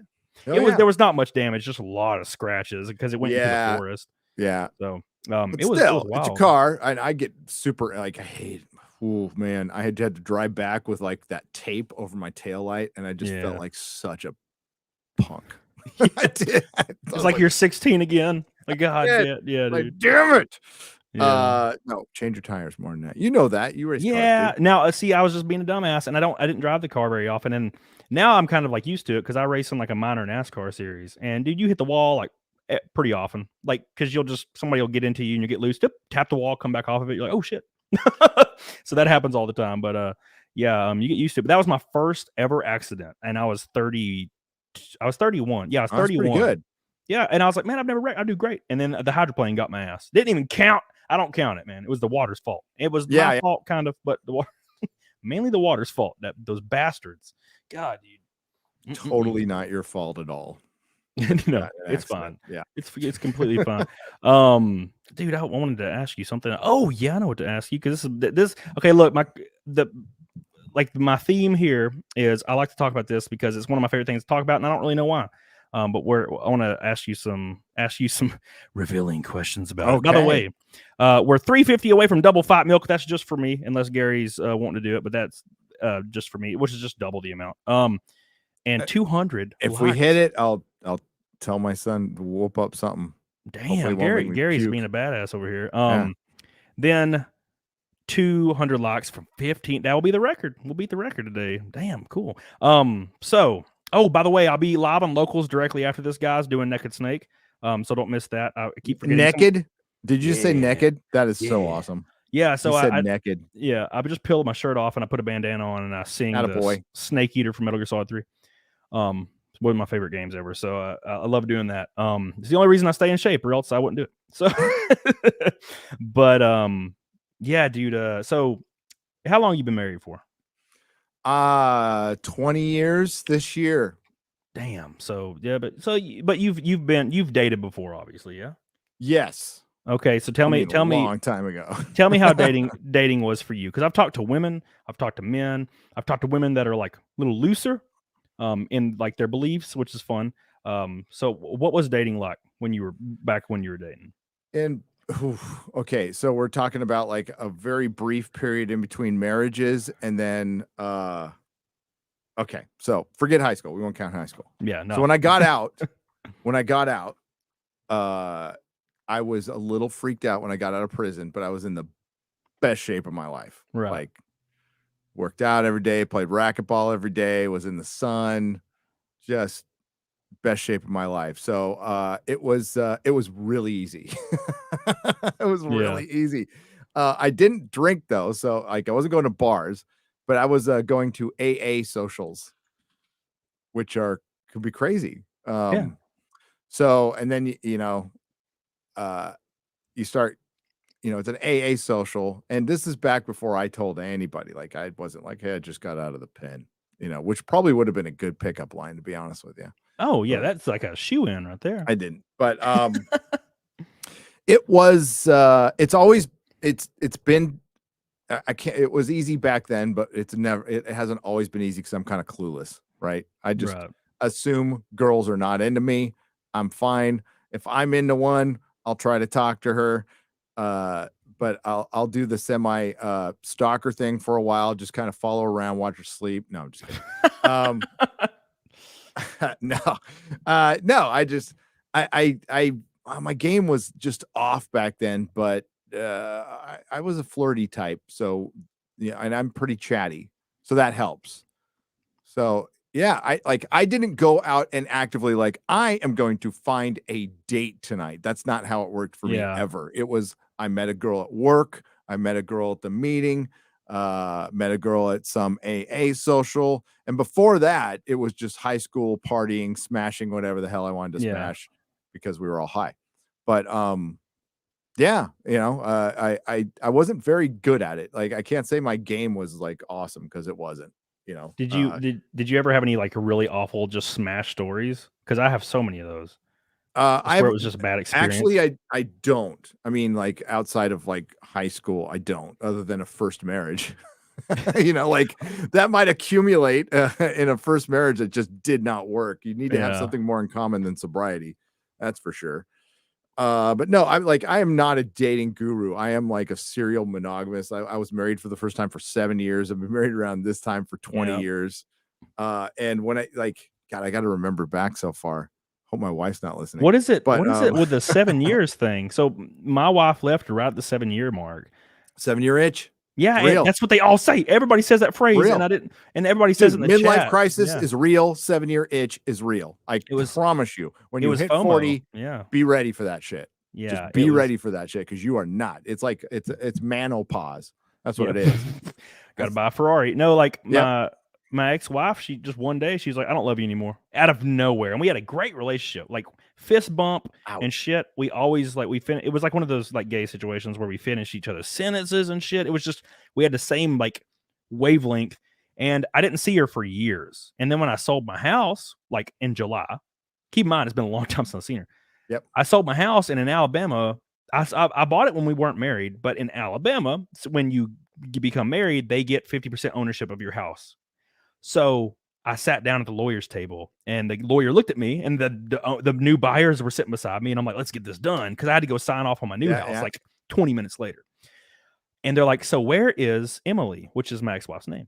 And I'm like, what? And they're like, Emily, she has to sign off on this house too. She owns it. And I'm like, oh my God. So I have to message like my ex-wife's husband on Facebook, and I'm like, dude, like I'm in a pickle. And we've talked before, Yeah. And he was like, yeah, I'll call her. And she shows up to the lawyer office 20 minutes later. Thank God we live in the same area, right? And she shows up, and it was like we had never stopped. We were just fist bumping. We had a great time. We were just cutting up, and then she left. Haven't seen her since. And it's weird how we have that dynamic, but it didn't work. It's just, I don't know what the hell happened. It's really strange. That is really strange. It is really weird, isn't it? Like, Yeah. and what she told me eventually, this was years later, she told me that she wanted to, she had been in a relationship since she was a teenager, because she dated a guy when she was 15 to 16. And then she turned 17, and I started dating her because I was 19 at the time. I had just turned 19. She was 17. And we dated. We were married until I was, I'm 26, about to turn 27. And she's like, I never got to experience anything like as far as like searching and being single. And that's why she said she left at that time. So it's a FOMO thing. Like it was like an early life crisis, I guess. And then she immediately got married 2 years later. Oh, dude. Well, well, now to be fair, she like was texting me a lot when about 3 to 4 months after she left, and she was like, we should just like stay married, because we hadn't got a divorce yet. Yeah. She was like, I should just move back in. We should just move back in together. And she really wanted to come home. And I had suffered so hard. And I went through the worst possible moment. So there's like, you're going through some shit, right? And it's bad, but worse, bad, kind of flowing. And then you hit that one day where you almost don't make it. And then when you get past that day, it's over. You never look back. You're like, up, done. Because it was the worst day. It's like the fetal position, like gun in mouth day. And then after that, laugh, but I know. After that, it was it. And I was like, all right, I'm good. Yeah, and she wanted to come home, and so she got married. But we don't talk much, but it was weird how the dynamic just worked. And it was the 7-year itch, and that's why you gotta look for a girl that's like already been in that relationship, because then it lasts forever apparently for some weird reason. Yeah, dude. So I mean, I've been stabbed by a girl, snuck into my room, threw a coffee cup in my balls. Like I had this great named Mariana. She was fucking nuts. Like psycho drug girlfriend, kind of natural born killers, wacko. Yeah. But like I liked her back then because I was crazy too. But then after I got sober, I got married to Elaine, and she was cool. She was always cool, always really nice person, good person. We just didn't like.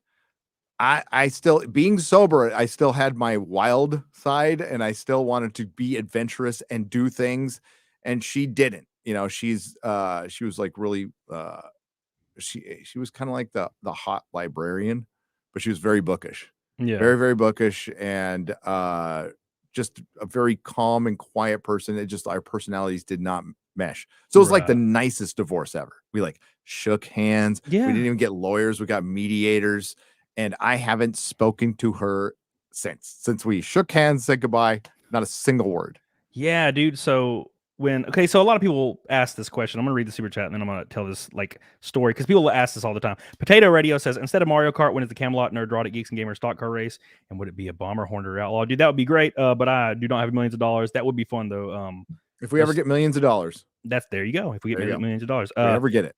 Dustin Hayes says, love Santone. Family there may move in the future. Worst drivers on the planet. Gary, would you come shoot on our ranch? We got 1,000-yard range. You're invited too, Cody. Well, thank you. Hell yeah. Dude, I love shooting guns. I haven't done it in a while because I live in the city, but I'm totally not allowed to do that. But yes, I'd love to. Magna Norse, definitely going to be Iron Maiden on that one. What's it say now? Last super chat. Which band were you rocking during the accident? Judas Priest, Iron Maiden, Black Sabbath, Pearl. Yeah, it'd be not Iron fucking Maiden. Pearl Jam. No, definitely. It was. It could. I was listening to Ozzy's Boneyard, so it would have been one of the first three for sure. Yeah, dude, Iron Maiden's goated. This guy says, does cocaine give you whiskey dick? Is basically the question. Yeah. Yeah, I heard that. It makes you want to, but you can't. Like, my god, dude. That must be so damn common. Because I was hanging out with this this random dude at a bar, and he was like, "Bruh, you want to bump my cocaine?" And I'm like a baby. I'm like, "No." He's like, "Dope, but letting you know if you do, like, if you're wanting to like have sex with like this girl that's like with you, he's like, you're not gonna be able to." He's like, "You're gonna want to, but you won't be able to." And I'm like, "Well, I definitely don't want it because I'm trying to clap an ass or two later. So get on it, dog on it." But no, my ex-wife, like, people always assume like divorce is a nightmare, which it sucks mentally. Yeah. But my ex-wife was like, "Hey, this is my fault. I want to leave. You can keep everything." And then she presented me with a document, and it said our possessions have already been separated, and it's a no fault deal. I signed it, and that was the end of it, and that was it forever. Other than the weird house thing later, and she didn't care about that either because they slid me like a $300,000 check, man, and like, and they like are doing it in front of my ex-wife, and then they turn to her and they're like, "Hey, you have to sign this piece of paper," and they have the check in front of her, and they're like, "That you're going to allow him to take this check and you're not going to get any of it." And she's like, "Yeah," signed it. And I'm like, "Oh my God, she could have ruined everything." You know, and she's cool. Like she was cool in that aspect. That's pretty cool. Yeah, that's very cool. Yeah, she broke me in half, but it's fine. I don't think she did it in a place of like evil. It didn't come from an evil place. It came from a place of confusion, probably. So the whole thing sounds strange, but yeah, the fact that she like didn't want any of that money, that's rare. Yep. Thank God for that. I had to. I mean, like, it was fair. Like, I gave my ex-wife money from the condo because like she put money in, so like it was fair to give her. I had to give her money, and I had no problem with it. But yeah, we had a condo we bought for like $35,000 in California. It was 98. It's kind of a piece of shit condo, but then the condo place got fixed up, and we fixed it up too. Yeah. And sold it for it's an insane amount of money. Oh my God. And I flipped that and bought this piece of shit house with my wife in San Francisco, like a postage stamp. But it was like $400,000, dude. It was on a postage stamp back in 2003. And that was when the housing market crashed in the Bay Area. That was like last time you could buy a cheap house in San Francisco, and that's a cheap house in quotes. Could you? So let's assume, this is just for hypothetical and science. If you still had that condo today, what would it be worth? If you sold it today? If I sold the condo today, it would be worth $800,000. Easy. $850,000. It's got a 2-car garage. It's got 3 bedrooms and an office. I mean, it's practically a house. That is practically a house. That's. Oh, we'll get Camelot on FNT. So I'll have X-Ray go hit the main thing we have to do here is we have to get me on. Has Jay ever been on Friday Night Tights? Yeah. He was on a Vegas show. Where he fucking fell asleep. I was like, I was gonna say, if he's never been on, we have to get me on before Jay, because I would love to just DM him every once in a while. Just We'll get you on before Jay. I promise that. Thank you. I love Yeah, Jay. that'd be a lot of fun. Because it is my favorite show. So yeah, dude. And if Critical Drinker would answer his damn emails, son of a bitch. But He's yeah, been dude. traveling. Hit him back. Oh yeah, I think he's back home. Yeah, he was in Atlanta or some he's shit. in Atlanta. Yeah. Damn. God. Now look, he's from a different place, but God, I would never go to Atlanta. I hate that place. Place is terrifying. Yeah, I've never been there. Absolutely terrifying. Hooligan says up the irons. Man, I tell you what. So how did you meet your current wife? Oh, I've known her since high school. So we met in freshman year. First time I saw her was at a dance marathon, an all-night dance marathon, and I did my stalker thing where I didn't say a fucking word to her, but I danced next door Yeah. for like 3 hours. Followed her around to arts class a little bit, but she just wasn't into me at first. And then we started hanging out because neither of us liked school very much, and we ended up being in the Rocky Horror Picture Show together. They did the Rocky Horror Picture Show at the La Paloma Theater in Encinitas. We started it there. It's still going, I think. Dude, that's all. They throw the spoons at you. All that shit. God, I love it. Everything. Love it. Yeah, dude. The only thing we didn't think of that the new group thought of was getting tips, like passing around a tip. It's like, what? That's a great Fuck, idea. did we never think of that? We could have paid for our drugs. But no, we had run of the theater though. Like we had run of the projector. We could watch That's movies awesome. afterwards. The owner dude. was totally fucking cool. The old gay guy was really fucking cool. Pot dealer lived in the apartment up top.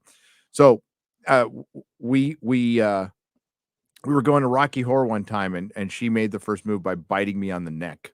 That's when I knew my wife liked me. You're good to go. Yeah. So we got together and broke up like 4 times because I was a shitty boyfriend. I was terrible. I was always, I got to go on my mission, which is to go get a bunch of drugs, and then I'd be gone for hours. Then she got married. I got married. And then right around the same time, we got divorced. And she sends me an email on classmates.com of all things. I'm like, you never went to fucking school. I never went to school. It's classmates.com shit. And we just started talking, and my dad died horribly. It was from cancer. And then so I had the divorce, then my dad died. So I'm like, I need a change in my life. I'm going to move to San Francisco. So I moved to San Francisco from San Diego. And within a year, I bought the comic shop. I was only supposed to stay with her for a little while, and then I'd go get my own place. And then next thing you know, we're married in Vegas. And rest is history. It worked out. That's great. 8-minute wedding. 8-minute wedding by the Yeah. Grim Reaper on Halloween. And gonna hit 20 years. We've got 2 kids. Lived my wife, she graduated school, or she actually did the whole finished her classes and did things early. I'm the one who just dropped out and then finished high school in the 90s with a mailing course. That was me. Same thing. Yeah. But now the old grungy punk rock people who did a lot of fucking drugs are in suburbia. It's kind of funny. Yeah. It's kind of weird how I love it. I freaking love it. So yeah, dude. That's awesome. She's a good one. She's a good one. She's tough. Gives me hope for the future. Yeah. Yeah, dude. Oh my gosh. Yeah, the Vegas wedding. That sounds like a dude. A yeah, don't do the time. pomp unless the girl wants, because they're for the girl. But if Yeah. she's really cool, just go, hey, we can go to Vegas. It'd be kind of cheesy and fun. Elvis or the Grim Reaper or whatever can marry us. It's 8 minutes, and then we party for 4 days. We can combine the bachelor party and the bachelorette party, which we did. We all went to the same strip joint.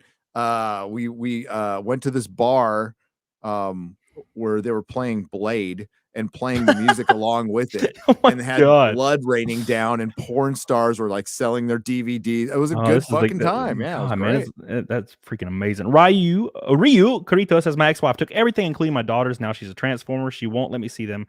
California court doesn't give a damn. I had a rough divorce. Happy birthday. Well, Ryu, I'm sorry. You followed that up with a happy birthday, and it makes me feel kind of bad. What the terrible situation. I'm sorry to hear that, dude. God. And then when she figures stuff out, she's gonna go to dad. Yep. So, Yep. hang in there, buddy. Paul Anderson says, just to point out to Jay that he has never been on the F&T thumbnail. Oh my God, the F&T lore is so fun because that's true, right? So that's funny. Magda North says, is Iron Maiden better than Dio Sabbath? Dio is better than all of them, but as a whole, Iron Maiden's better with Bruce Dickinson. Yeah. So, dude, I'm totally for that. That's tough. Yeah, Dio's a god. Yes. Dio Sabbath is fucking awesome, but I have to agree with Iron Maiden. Dude, Dio recorded a song. It was on an album. They did a tribute album where a bunch of bands covered his music, and then he had one song, This Was the Life or This Was My Life. I can't remember now. And he recorded that like right before he died. And he sounds 80s Dio sounded like 2000, like I don't remember when he died. Yeah. Like 2010 Dio. Never lost a thing on his voice. The greatest metal greatest vocalist ever. Rob Halford is the greatest living vocalist. And I guess he's getting back with Judas Priest now, which is crazy. Yeah, if only my favorite vocalist of all time is Jeff Tate from Queensryche. He's good. I like Queensryche before they got all 80s, like the older stuff is good. God, I liked Operation Mindcrime. I thought that was that's a great dude. It's one of the best albums ever. That Warning, God, amazing. Yeah, I love Jeff Tate. He's like my idol, and even though I can't sing at all anyway, but like if I could choose one man, it would be Jeff Tate in his prime. Yeah, he's got the pipes. Oh my God, what amazing! Somebody mentioned, like Razorfist has all the metal mythos stuff is like some of his best work. It's so good. Oh yeah, dude. Hot comic debate. How many strips of tape is used for comics? Double or single? Double, always. Always double. I know nothing. Okay, the reason you do double, I don't have a comic near me though. I'll give you an example. Is if you put a bag around something like this, right? You want it double taped because when you put it in the box, your bag, the lip from your bag will peel up. So it keeps it down. So it keeps it looking all uniform and nice. Well, there you go. Always double tape that shit. My intelligent. We probably have different intelligent levels, probably. Because I grew up in the trailer park. No, dude, I hated school more than anything. I got kicked out of 3 high schools, dude. Well, there you go. So we're like the same guy. We already talked about this. But I was in 10th grade, and I hated it so bad. I was like, I'm just gonna not go anymore. And I, for some reason, didn't think of the consequences. And about 2 weeks later, my principal called my mom, and she called me, and she was screaming, and it was rough. And she's like, "You're getting your GED like as soon as possible." And a few weeks later, I went and signed up for it, and then Thursday I took it and I got my GED. And granted, I never went to college, so it wasn't for me, man. It wasn't for me. I did, but it was like a trade school version of San Francisco State University, and it actually paid off. So, well, there you go. Yes, that's how I know I'll do all this YouTube shit. So, oh shit. See, man, I had to it was trial by fire for my ass. Oh no, God, you know how long I was using my camera to record instead of using like OBS, just start record. God, I could have done so many things so much easier. And I was just, I learned how to edit, I still do my own thumbnails because for some reason I enjoy it. I don't know why. Something about it. I just love it. I just love like messing with it. David Nelson says, "Hey Gary, I'll be setting up a tabletop game at the meetup in Vegas. I should be able to accommodate 10 players and be able to rotate others in and out throughout the night." David, email Quarter Black Garrett. I think he'd be interested, and maybe we'll be able to help you with that. The only games that I enjoyed playing that were like, I guess you consider them tabletop, were like social deceptive games like Witch Hunt or Werewolf. Mm-hmm. Love those games. Yeah. Now, you know what's funny? Okay, so me and my ex-wife went to Indiana. What is it called?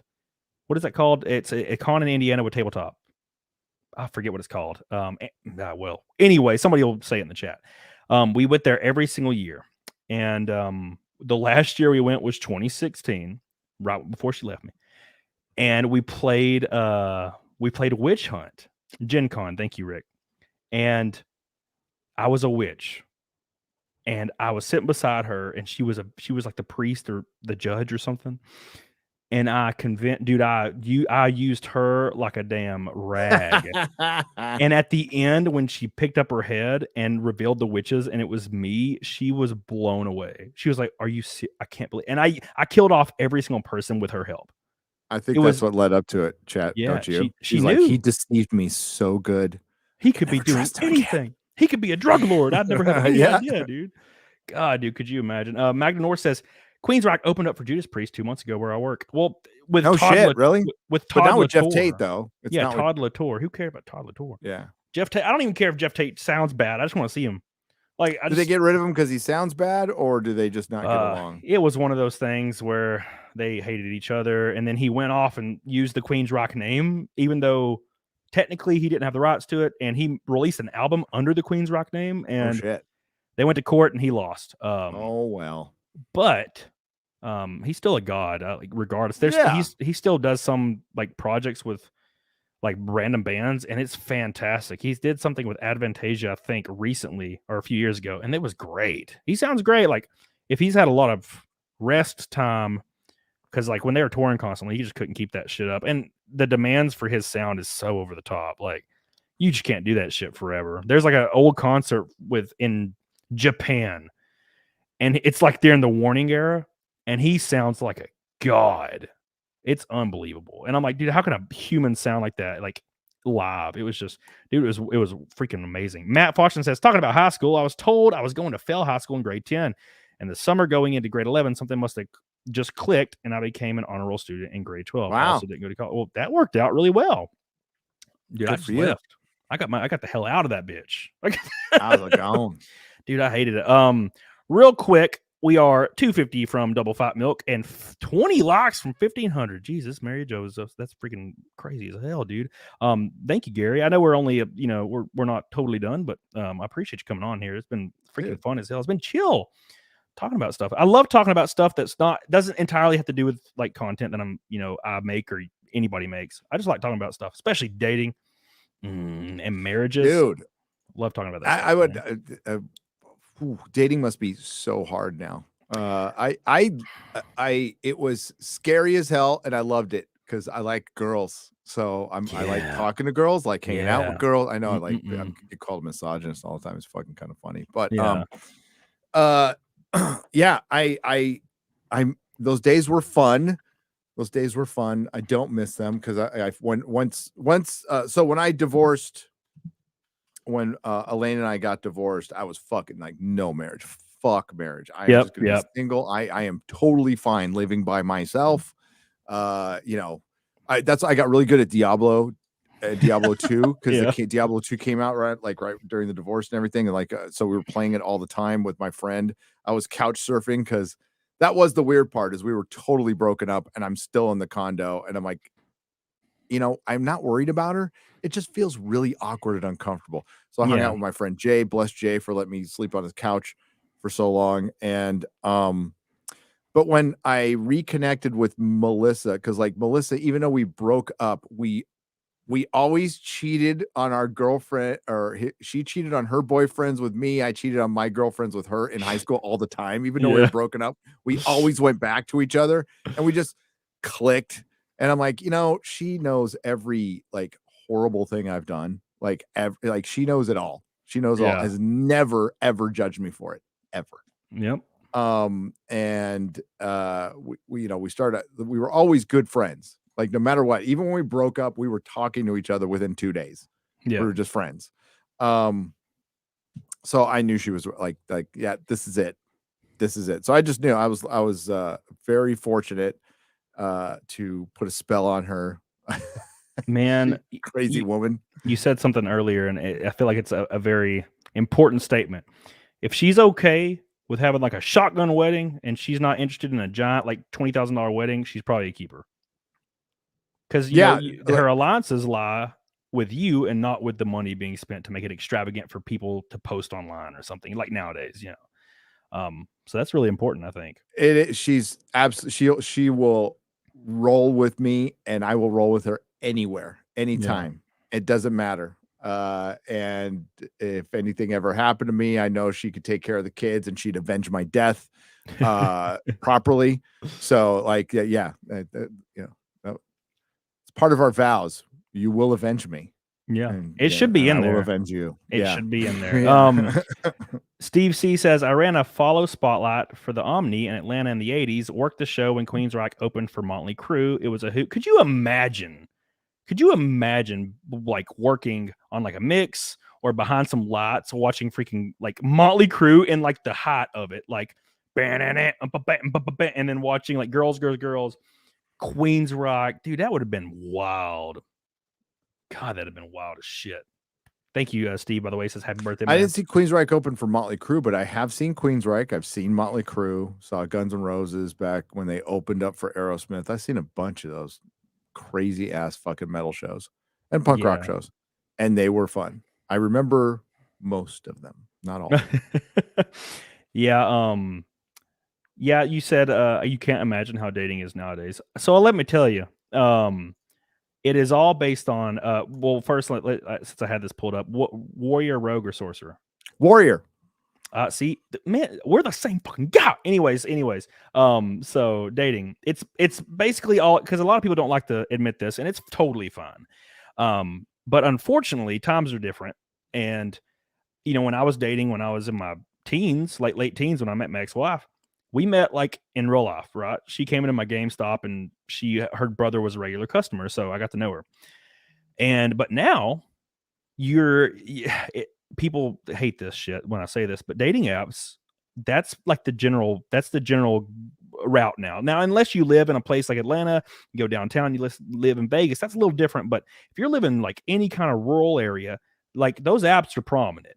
And now, I don't know about you, but when I was 2017, 2018, I was on these apps hard. And I was in real good shape. Like, I was a little bit smaller because it takes years to get muscle mass, but I was like shredded. And that's what I put on there. I just put my shirtless picture, and I put a dumb bio that meant nothing, and I was getting 10, 12 matches per day. So I was hanging out with a girl every day. Every single day, and just hooking up with girls, and I did that for 2 years. So it was over the top. So you got a body count. How many pissed off girls do you have? Pissed off? Oh shit, I don't know. It's the body count's it's easily over 100, but it's because I live there's a college like 3 minutes away. Okay. So it was, but the unfortunate truth, which is kind of I feel like a thing that people don't really learn, is you'll learn that people are way more similar than they are different. And it started getting kind of like bummed me out, because I would meet a girl and she would be the exact same as the last girl I just hung out with, the same interest, same like vocal tone, same jokes. She liked to watch Netflix and drink wine. That was her interest. And now look, there's no shame in that, but dude, I'm the opposite. I like to build race cars. I love working on engines, transmissions. I love racing these cars. I love making stuff. I love writing music. I play almost every instrument that's like a normal instrument. I have a lot of things that I love to do. So like when I have a girl that's all she does is watch TV, I'm like, it kind of feels like I'm missing out. So I stopped dating for the longest time. And I just started, and that's when I started focusing on YouTube. 2019 is when I deleted the app and hit YouTube hard. Yeah. And but that's what dating's like now. It's you download the app. Sounds like a nightmare. Yeah, it's like the buffet. You pick who you want, and if you are not physically attractive in some way, shape, or form, you will get no matches. As a guy, I've had friends that were not bad looking, but they weren't. They were like a 7, and they got 0 matches like a month, and it's unreal. And like a 7 girl will be busy all the time. 7 dude. Oh yeah, dude, that's a 7 girl can be with any guy she wants. Yeah. Like as far as hooking up, a 7 guy, you fucked. Because what is it? What's the number? It's like, oh my god, it's like 26% of men are sexually active. Are dating apps like what are you pulling down a year? Do they throw that on there? Well, like I think that would help a 7 guy. Oh yeah, dude, that would be great. No, I mean you can put it in your bio. Not the best way, but I'm just trying to be practical here. Okay? Just put a damn Ferrari in the background of your picture, man. Okay. I don't like, what are the dating apps? What are they? Like I've heard like there's there's Bumble, there's Tinder, there's Hinge, and the Grindr's the gay one, which I got. Grindr's the gay one. Yeah, okay. Got banned on that one. Because some of my mods, like in 2019, made a Grindr for me, and then every time I would match with somebody, they would be like, "Hey, subscribe to my YouTube channel," for some reason, because they thought they were being clever. Got banned immediately on Grindr. Yeah. And then there's like OkCupid, and then there's probably ones now, but I haven't been on it in such a long time now. But it's all the same thing. It's just you hang out with a girl, and you both know what's going to happen. And even especially if the girl says I'm not into hookups, then you're hooking up. It's some kind of reverse psychology shit. I don't really know it. I'm not into hookups. You're the only one. Oh my Yeah. god. Yeah, it's like, oh god, it happened every Banned damn on time. Grindr though. That's J.H. Schwalbach says X-Ray Girl does a show called Poor Choices. Get out of her lane. She does. What is that X-Ray, show about? Oh, it's about watching like normal, like fucking Big Brother or Bachelor or some shit like that. Stuff I never watch. And then her and Tugs like are like normie girls who drink wine and get drunk and judge all the boys in the show or whatever fucking chicks do when they watch that shit. Jesus. I don't fucking know. Dude, I'll jump into the Simpcast and they're just talking about like nails and then talking about boys, and I'm like, I can't watch this. Like, I know. I can't watch it, dude. That's all they really fucking talk about. Like, Yeah, and like I can't get my wax during the fucking COVID or some shit. And it's like, what? And we're back to this. They have no interest. Damn you, women. No. So thank God they got asses on them, right? So, who's on Friday Night Tots? Or no, he was just on Friday Night Tots last night. Who is it? Oh, Disparu. Yeah, dude. I watched videos of him watching MILF Manor. Oh my god, what a terrible like shit show of a show that is. It's unbelievable. Oh my god. It's almost the end. It makes you think that Western civilization is over. Don't blackpill them. No, Disparu is great. That show is like there's some like I like the lamest fucking reality shows, but I don't like that one. Like I'll like flip some house flipping one. Like Flipping Vegas, like nobody watched it. It's like one of the only ones that lasted for like 2 seasons. It was one of my favorite. And then Swamp People's like the greatest fucking reality is show. that the one where they like wrestle gators and shit? They wrestle fucking gators with like string and fucking a shotgun and a tin boat. And they're like in Louisiana and the swamps of Texas, and they're just fucking badass. And their accents are wild and great. And I've love watched it. that. Yep. Yeah, I don't man, I don't watch much, but god, dude, like the shows are so degenerate. The one show I used to like was I liked Hoarders a little bit, but it got to the point where at the end of the episode nothing changed. I'm like, I feel like I just wasted my time. It's like my 600-pound life. You know how like you invest this time, thank God for YouTube now, but you would invest this time waiting patiently, and then the person just got fatter, and you're like, what the hell?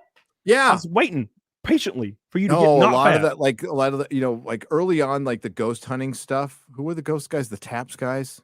I can't remember their name. They were like fucking plumbers or some shit like that in Massachusetts. And it was cool at first, but then they got busted like faking shit. Yeah. And I was like, motherfucker. And like nothing, like it would be a whole season to see like a little pen move on a table. Like half an inch. Yeah. And I'm like, you know, I got better things to do. I can't waste my time. Something has to happen, damn it. Yeah, like something needs to fucking happen. Like fake some shit, okay? Yeah, give me something. Just somebody get shot. It's like those fake repo shows. Yeah, where like he's got a gun. It's like Larry gets shot, he falls over, and it goes to commercial. Like, oh my god, Larry! You're like, then he's like grazed or he just tripped on a curb or something. Oh, dude, I love it when they go to commercial. See, look, I haven't watched TV in a long time, like actual like cable, but. God, when something would happen where you just hear like tires peel out and then you'd hear like hospital like sirens or ambulance sirens, and then it goes to commercial and it comes back and it was just an ambulance going by, nothing happened. No, like, what the hell?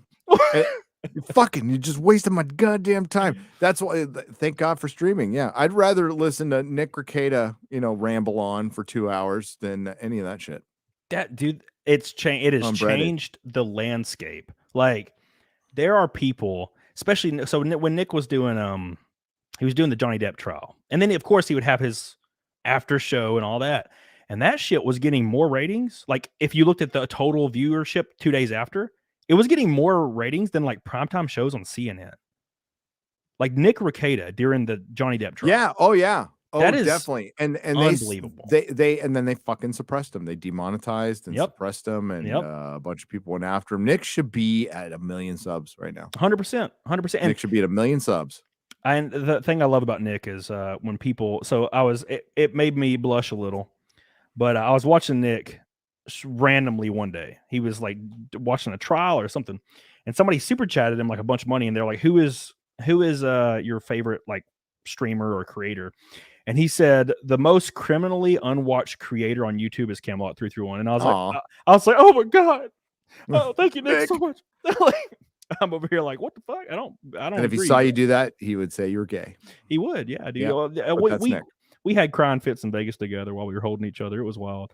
Oh, that's really good. Yes, to hear. it's the videos he didn't want me to release. So I gotta hang well, on someday to you will. You have always got that blackmail. putting them behind a paywall for sure. Yeah, there you go. Now yeah. you're being a good grifter. Now you're being a good grifter. I started listening to Nick, Vic Mignogna, but all that shit going down. Oh my god, dude! 4 years ago, 5 years ago, yeah, and it was wild because he invited me on his show randomly years ago, like 2020, probably early 2020, and he had like 68K subs, right? And it was just, I'm thinking to myself doing the show with him, I'm like, dude, how does this guy not larger? Like, he's so charismatic, fun, and has a great show. And then, of course, that didn't last very long, right? So it just, he went nuclear as hell, and his Rumble's huge, and it's been a really, really cool platform to be on as well for me. So are you involved in Rumble at all? I've seen your channel on there. Friday Night Tights is now on Rumble. It's like the only other place it's going to be, and I'm going to see how it goes. So we just talked, and I said, hey, I'll throw it on there. No money changed hands or anything, and I just said, let's try it.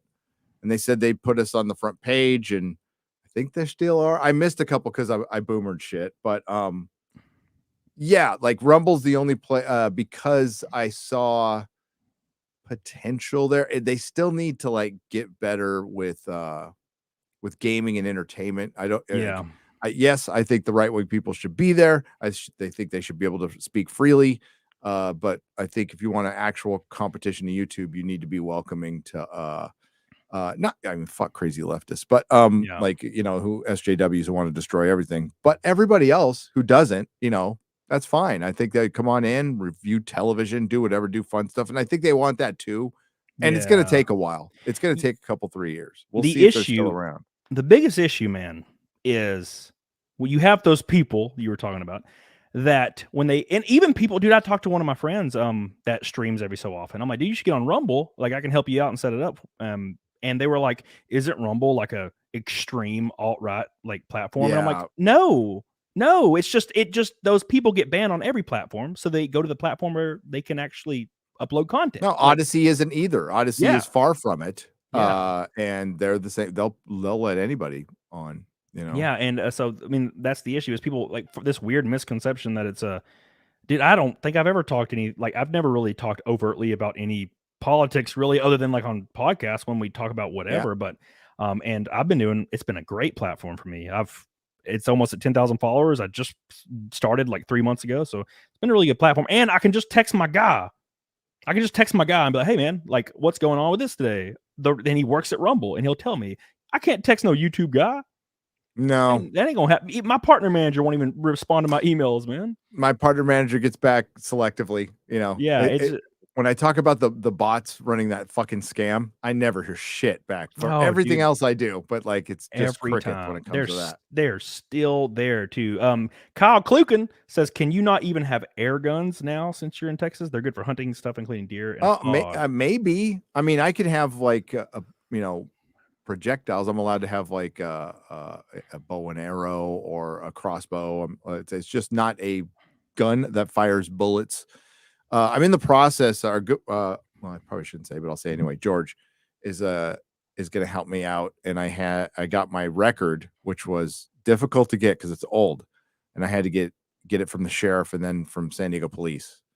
So that has been done, and now we're going to take the next steps, and I'm going to try to get my rights back. I'd like to just have my rights back. It's been 30 fucking years. Yeah, so. Isn't there like now I know this isn't the right phrase, but isn't there like a statute of limitation there? Is it? You think there would be? I mean, it's so rare that an ex-con like turns the life around and lives this long. Yeah. I mean, it's folks, it's like 5%.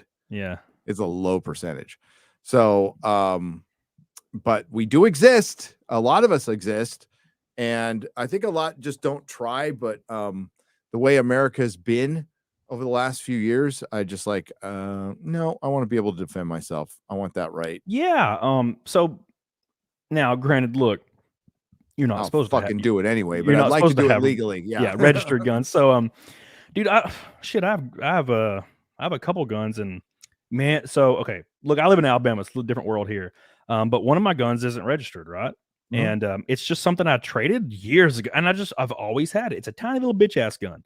But I went to Florida with these goofy ass SoCal girls from Tinder, 2 of them.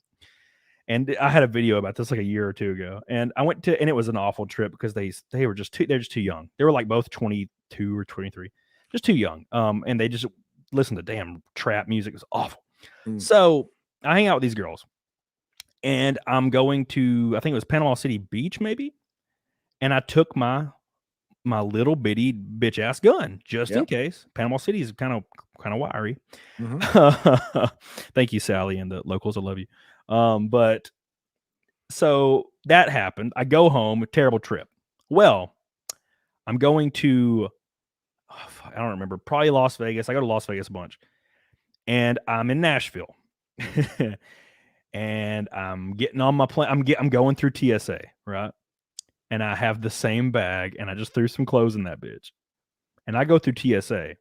I get to the other side of it, and a lady walks up to me, and she pulls me aside. And she's like,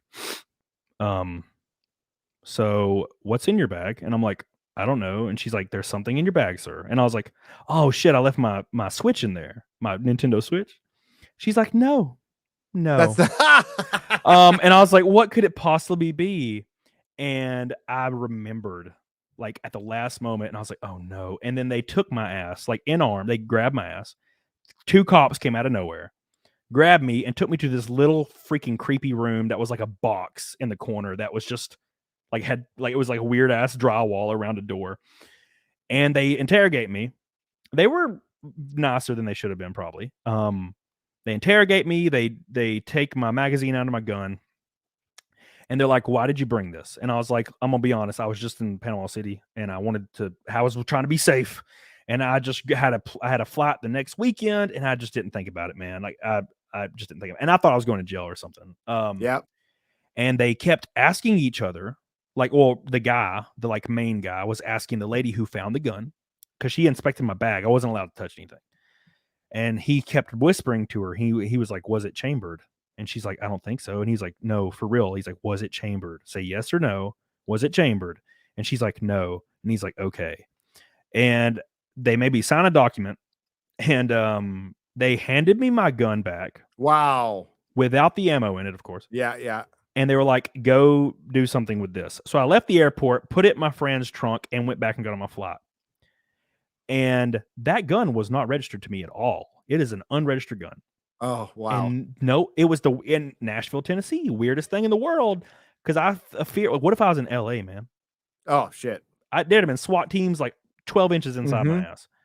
And dude, it's weird. It's weird because, like, so that's what I'm saying. I'm like, my guns, dude, I just buy them sometimes. Like, oh, a friend is selling an AR, bro, give me that shit. Like, don't even think about the legality. I don't think we're allowed to say that you could still do that.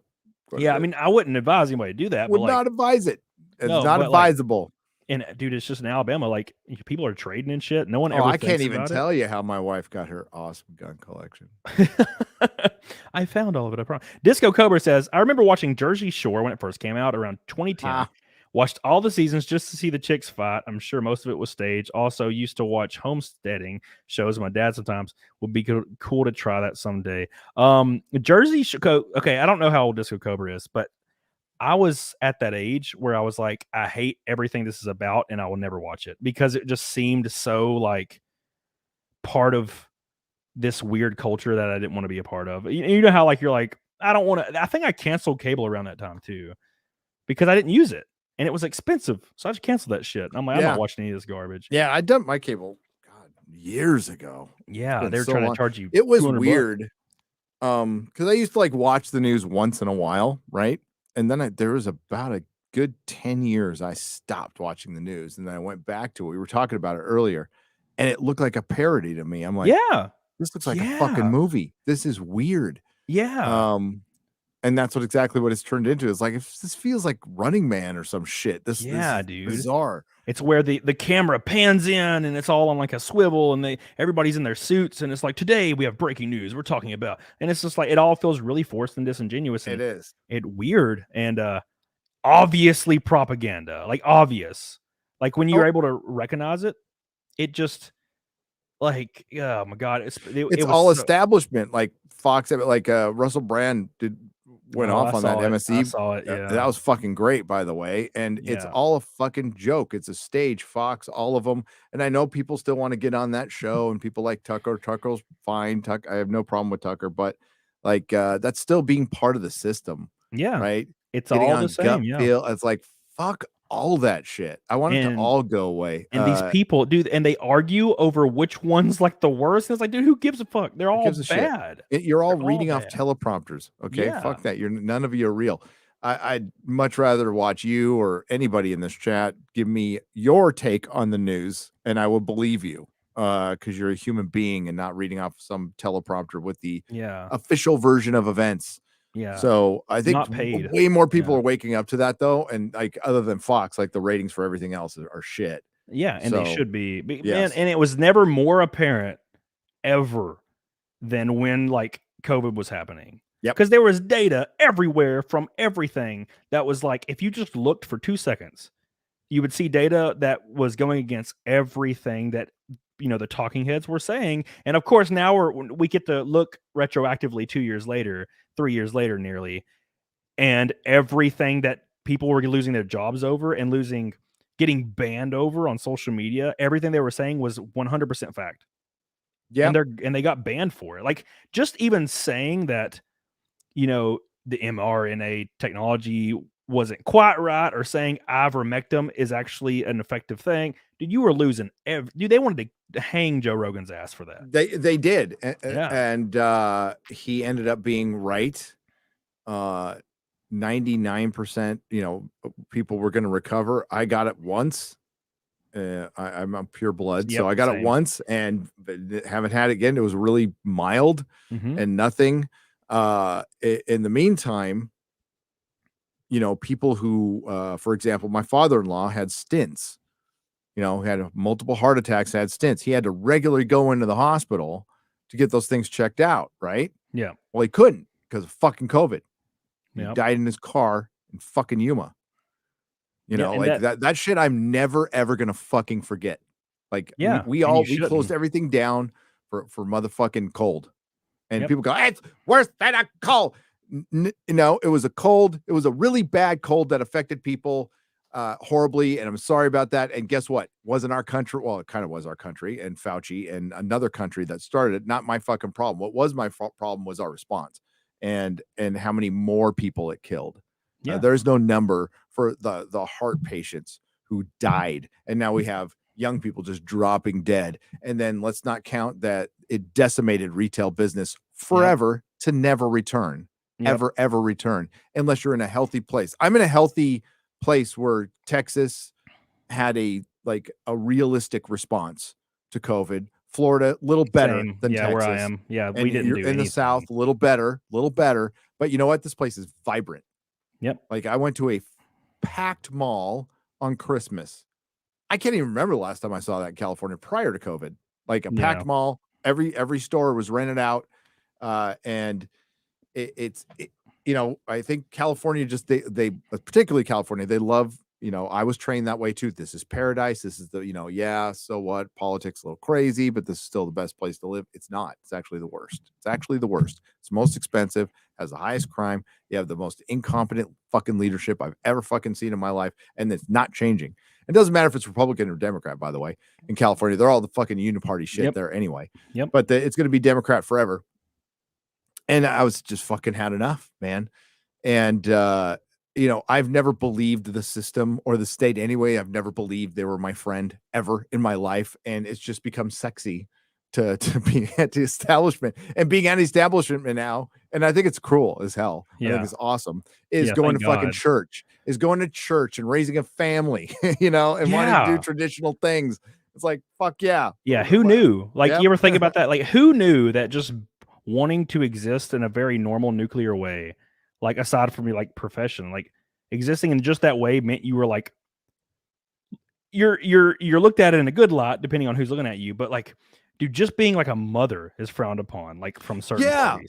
Just being a mom, like the highest calling of all. Sorry, in my opinion, but yeah, You know, like Yeah. you don't want to be a mother. You want a career so you can put yourself in a box and work for somebody forever and get next to nothing when you're done. And then when you're old and dried up, you're going to regret not having a kid. So you're going to get 7 cats. That sounds like a great life. Yeah, it's like a hypnosis, right? So you use your 20s and your mid 30s and you're advancing your career, and then you get to that age and you're like, wait a second, I want a man and children, you know, and suddenly you're not part of the dating market anymore because, like, for women, it's youthfulness, peacefulness, and attractiveness that attracts like men that are relatively like on that scale that they would want to be with, right?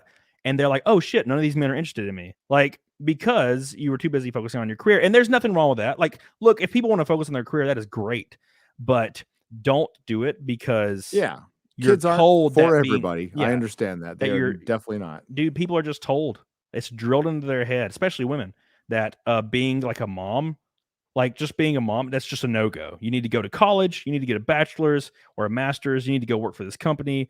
And it's like, I don't care how many years and keep in mind, I don't have children, right? And like my perspective on this is not even as strong as yours would be. But when you're laying at your deathbed, all right, your old board members aren't showing up. Your kids would be there. Your family would be there. And that's not going to be there. Like your company don't give a damn. Like choosing, and now that goes back to me always saying, I've been saying this for years in my videos, never let a company convince you that your family, because corporate companies say that shit. They say it every day. We're a family, but bullshit. They'll convince you of that shit. And as soon as because you're replaceable, everybody's replaceable. That family that they claim that you're in isn't going to be there when times are toughest. They're going to let your ass go. And people and that's the biggest. If there's anything I can teach or try to impart on anybody, don't. If a company ever says you're part of the family, that is a weird psychological indoctrination to make you want to work harder for no better pay. That's all it is, man. That's all it is. Mark Reality says the Broner SCOTUS decision overturned 90% of gun laws. They're trying to enforce them for as long as they can to get away with it, and you could still end up in jail. Yeah, until they get like overturned on appeal, which most of them do anyway. Yeah, they've been this is that game. I would just say you had a terrible boating accident and you lost all your guns and I would also say, unless they just come to your house, and there's a lot of houses in America, they can't come to everyone. And the other part of the gun laws is where you got, well, you would naturally want to start with the unregistered guns. Yeah. Right. Yeah. So what neighborhood are you going to start in? You start in the Fillmore. You're going to start in Hunters Point. You're going to start at Compton. Where are you going to go? Yeah. You're going to go there. You're going to go to Oakland. You're going to go to Richmond. You're going to go all the places where there's unregistered guns that aren't MAGA Republicans who have registered guns. No, of course you're not. Yeah, of course you're not. You're going to go to East LA. Hell no. Hell no. So that's a bunch of horseshit. There's too many guns, too many houses they can't do it. They would rely on people ratting out each other. So just hide them. Don't tell anybody. And don't be a snitch. Yeah, if you fought against it, you'll be burnt down. So like we were talking about this on Nick's show yesterday, Waco, Texas. Basically, 20 grand of unpaid taxes. Yep. And a unregistered weapons cache. They killed 70 women and children. 70 women and children, and they're on Showtime is about to do some fucking fluff fucking piece for the ATF agents that died. For the ATF to try to exonerate them, going, no, maybe we shouldn't do this. Fuck off. No, and they're like, oh, this radicalized America. No, it woke people up. People up. What people don't understand is that's not a special case scenario. If let's say the laws got a little bit crazier. Let's say Gavin Newsom somehow becomes the overlord of the U.S. and suddenly you're not allowed, because it's always about assault weapons. But dude, it doesn't stop there. It'll be until you can't have a freaking butter knife like in the UK or some shit. And they'll show up at your door and be like, "Hey, willingly give us your guns." And when you say no, they're going to burn your house down and kill your family. Yeah. It's like the whole idea where you don't own anything. If you can't pay your property taxes or your family can't after you pass away, your house goes to auction. If you don't update your registration on your car in my city, I live in Alabama, dude. It's like Wild West here. And I had a guy come up to my house and give me a notice because my tag on my car was 2 months expired. It was the Mustang I don't drive. And he said, or the notice said I had to cover it or put it in my garage, or they would tow it and sell it. And I own it. I have the title for it. It's paid off. So like it's the cruel thing that where you don't own anything. And everybody in Waco they were living. Now look, cults or whatever, whatever the cult believes is whatever. But the ATF has nothing to do with cult-like behavior. They're not investigating that. It's all about guns. So the fact that they had a weapons cache, they killed 70 women and children over it. That's wild. That's just wild to me. And that's what would happen to anybody. Got away with it. Janet Reno made the call, got away with it. Yep. Damn right it woke a lot of people up. Did it radicalize a few people too? Yeah, it did. When you saw a government kill that many fucking people for 20 grand and some guns, and they really weren't worried. It was an administration that needed a win. Yep. That's all they need. They needed a fucking win. So an administration just found there's plenty of problems to find and politicize to give you that political win. And and not surprised that that was during Clinton. I was, I was locked up when that happened, and we fucking could not believe it. I was fucking watching. Yeah, and what's wild is I was in school. Now, granted, I wasn't in school when it happened. I was 4 when it happened, but so I was in school, and when you learn about Waco, Texas, I went to school in 90s, early 2000s. When you learn about it in school, it's like scary cult that was doing bad things, and that's why they got defeated. And then I watched a documentary on it when I was like in my teens, and it was I was just watching this unbiasedly, and it was not how it was portrayed. It was just literally people living in their building, their like structure, and they got killed for having a weapons cache. Every federal agent should be in prison. It was murder. It's wild, dude. Well, there's that Idaho thing too. I'm blanking on his name now, but he had some kind of warrant that they had to serve, and they got a bug up their ass, and they decided to just fucking invade the guy's home, killed his kid, killed his fucking wife. Jesus, man. For a fucking warrant. Yeah. And dude ended up getting off. Jesus. Could you imagine? And the scary, the worst thing about all this is Ruby Ridge. Yeah. Ruby Ridge. Yeah. Ruby Ridge. Yeah. We talked about that last night. Yeah. The worst thing about all this is people, like, this is the thing that frustrates me, and it sucks to think about, but military, police, National Guard, what have you, people always say, well, if shit hit the fan, they wouldn't turn on citizens. But they would. Yeah. There's a book about it called Ordinary Men, about the psychological aspects of how, Nazis became so violent when they weren't even ordered to do so. Like a lot of these things, them just blowing heads off in the streets and torturing people, they weren't ordered to do that. They just did it because they thought it would impress. And then, of course, their excuse was, well, I was following orders. It's ordinary men. That's the whole point of the book, is it's just these ordinary dudes and ordinary families. And they were like, well, I guess I'm going to do this for no reason, because people were pretty terrible. And I don't think for a second the military wouldn't come in and start just mowing down houses. A lot of people say that. They're like, well, my husband's in the military. He would leave way before. I'm like, I don't know, dude. I don't know if we have those people in the military anymore. Yeah. Well, it's the whole, you're following orders. Well, I'm following orders. I got to pop these caps, man. Well, look at the cops who were, busting people for that motherfucker. I'll never forget the beach I used to hang out and get drunk on. That guy getting arrested for going to the beach during COVID. Oh, hey, look at you two fucking cops, you punks.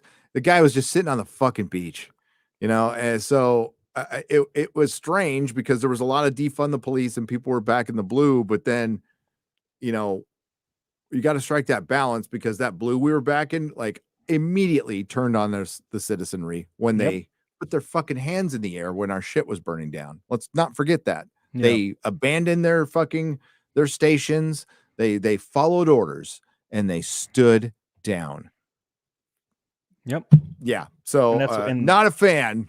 No, not a fucking fan. Dude, did you ever see those videos, like, where it was like there was like one video specifically, I think it was somewhere in the UK, where like an old ass lady didn't have a mask on, and they she kind of resisted arrest because she's an old ass lady, and they freaking drug her to the ground and put her in handcuffs. Yep. Just because she wasn't wearing a mask. Like at some point, like, and I was seeing this real time, and I know you were. Like I was looking at this real time.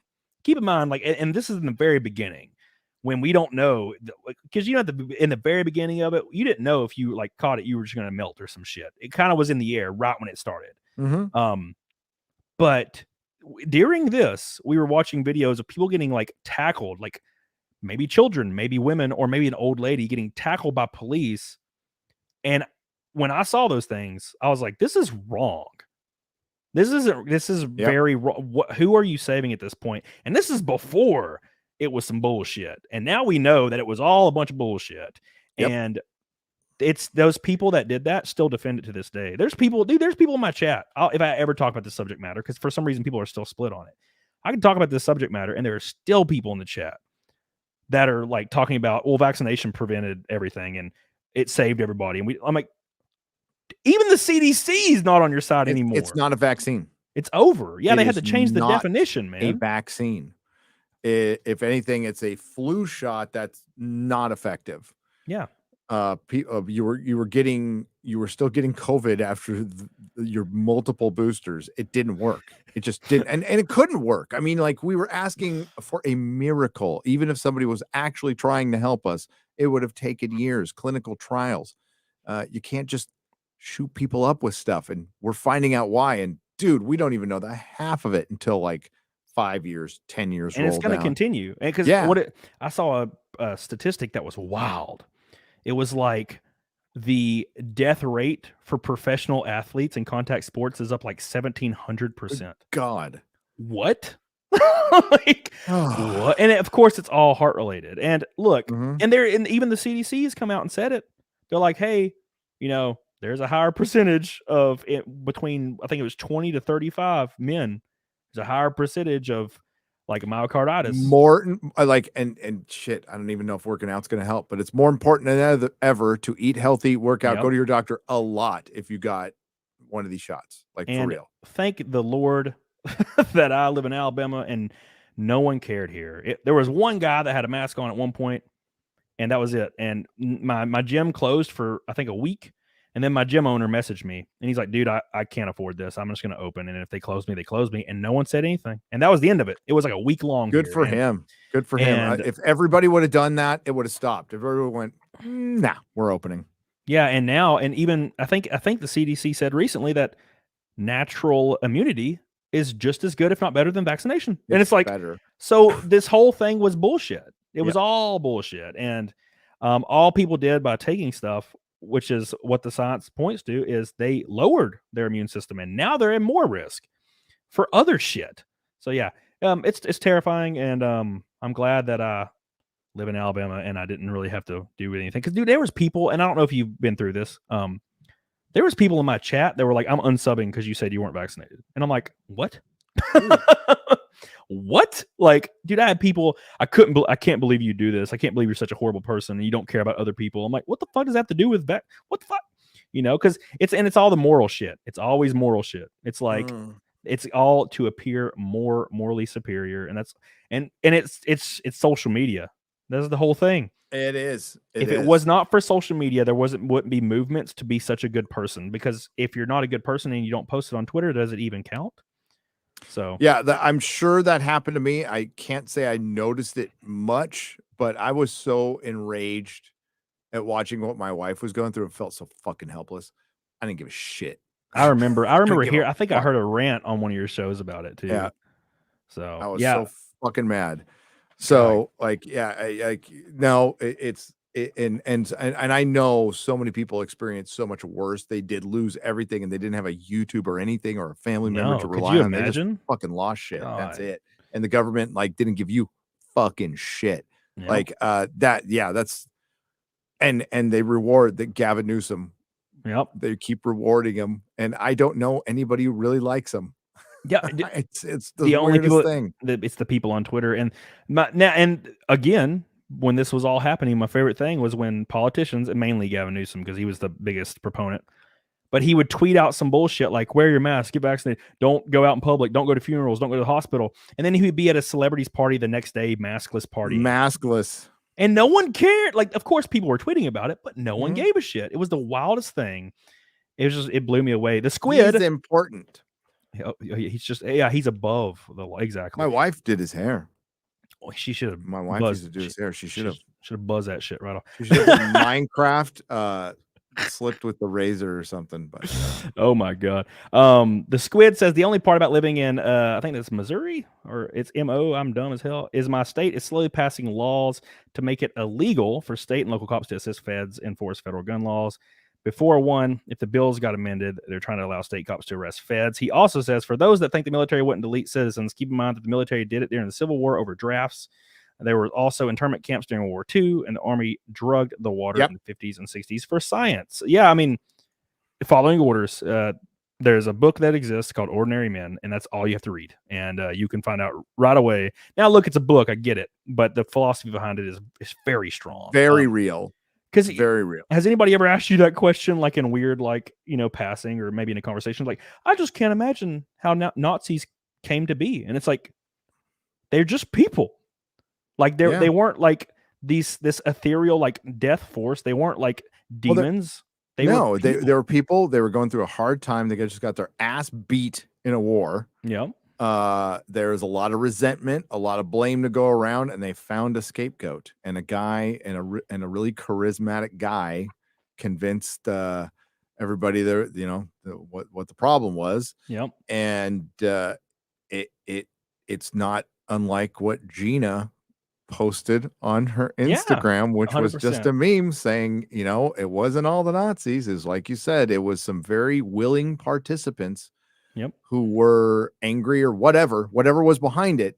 It led to great evil. And it's just one of the few, that's the one we hyper focus on for good reasons. I mean, like they are the big bad, but then, they were doing the same shit in Russia, even though Nick Fuentes tried to say that didn't happen, but it did. And it happened in, we have Pol Pot, who was killing people with glasses. If you had glasses, you were dead. Jesus. Yeah, like how fucking crazy is that?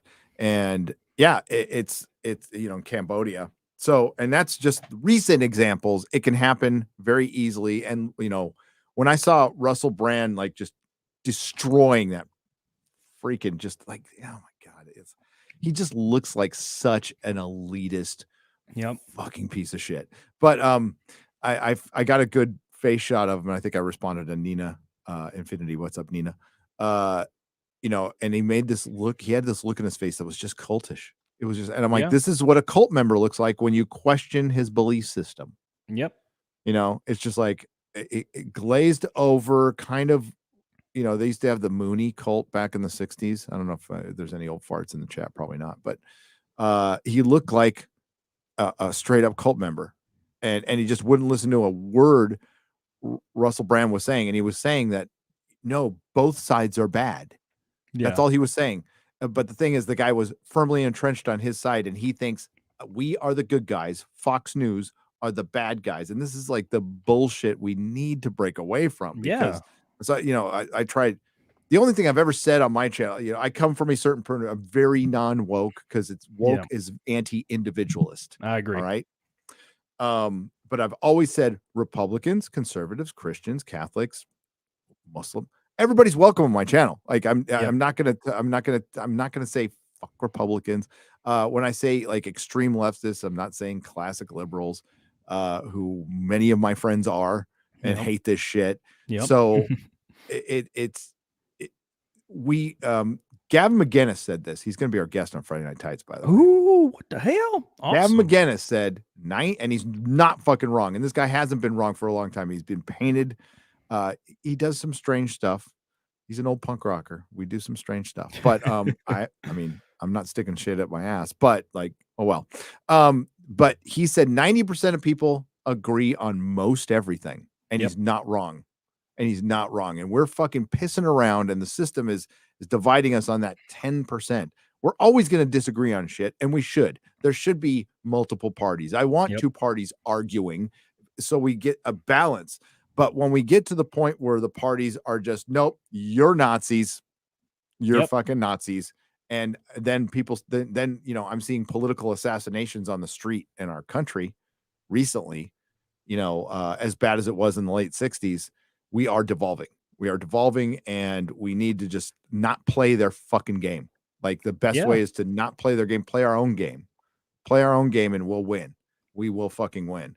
Yeah, it's like when you have the left, you have the right, and you have this very loud sect of each, which it seems like for some reason the left loud part is socially acceptable. A little bit less now recently, though. It's just kind of fun to watch. But and then you have this screaming voice of reason that is constantly ignored, where you can be like, "Hey, I don't agree with that," but you know that's what we do, and most people, if you're having a conversation with them, they'll agree with that. But dude, on Twitter, it reminds me of back to COVID when you didn't take the vaccine. There was people on Twitter, and these tweets would get like 90K likes. These people would actually unironically and not in a satire way say that people should be jailed for not getting the vaccine, or they would be in favor of like recovery camps for people that didn't get vaccinated. Yeah.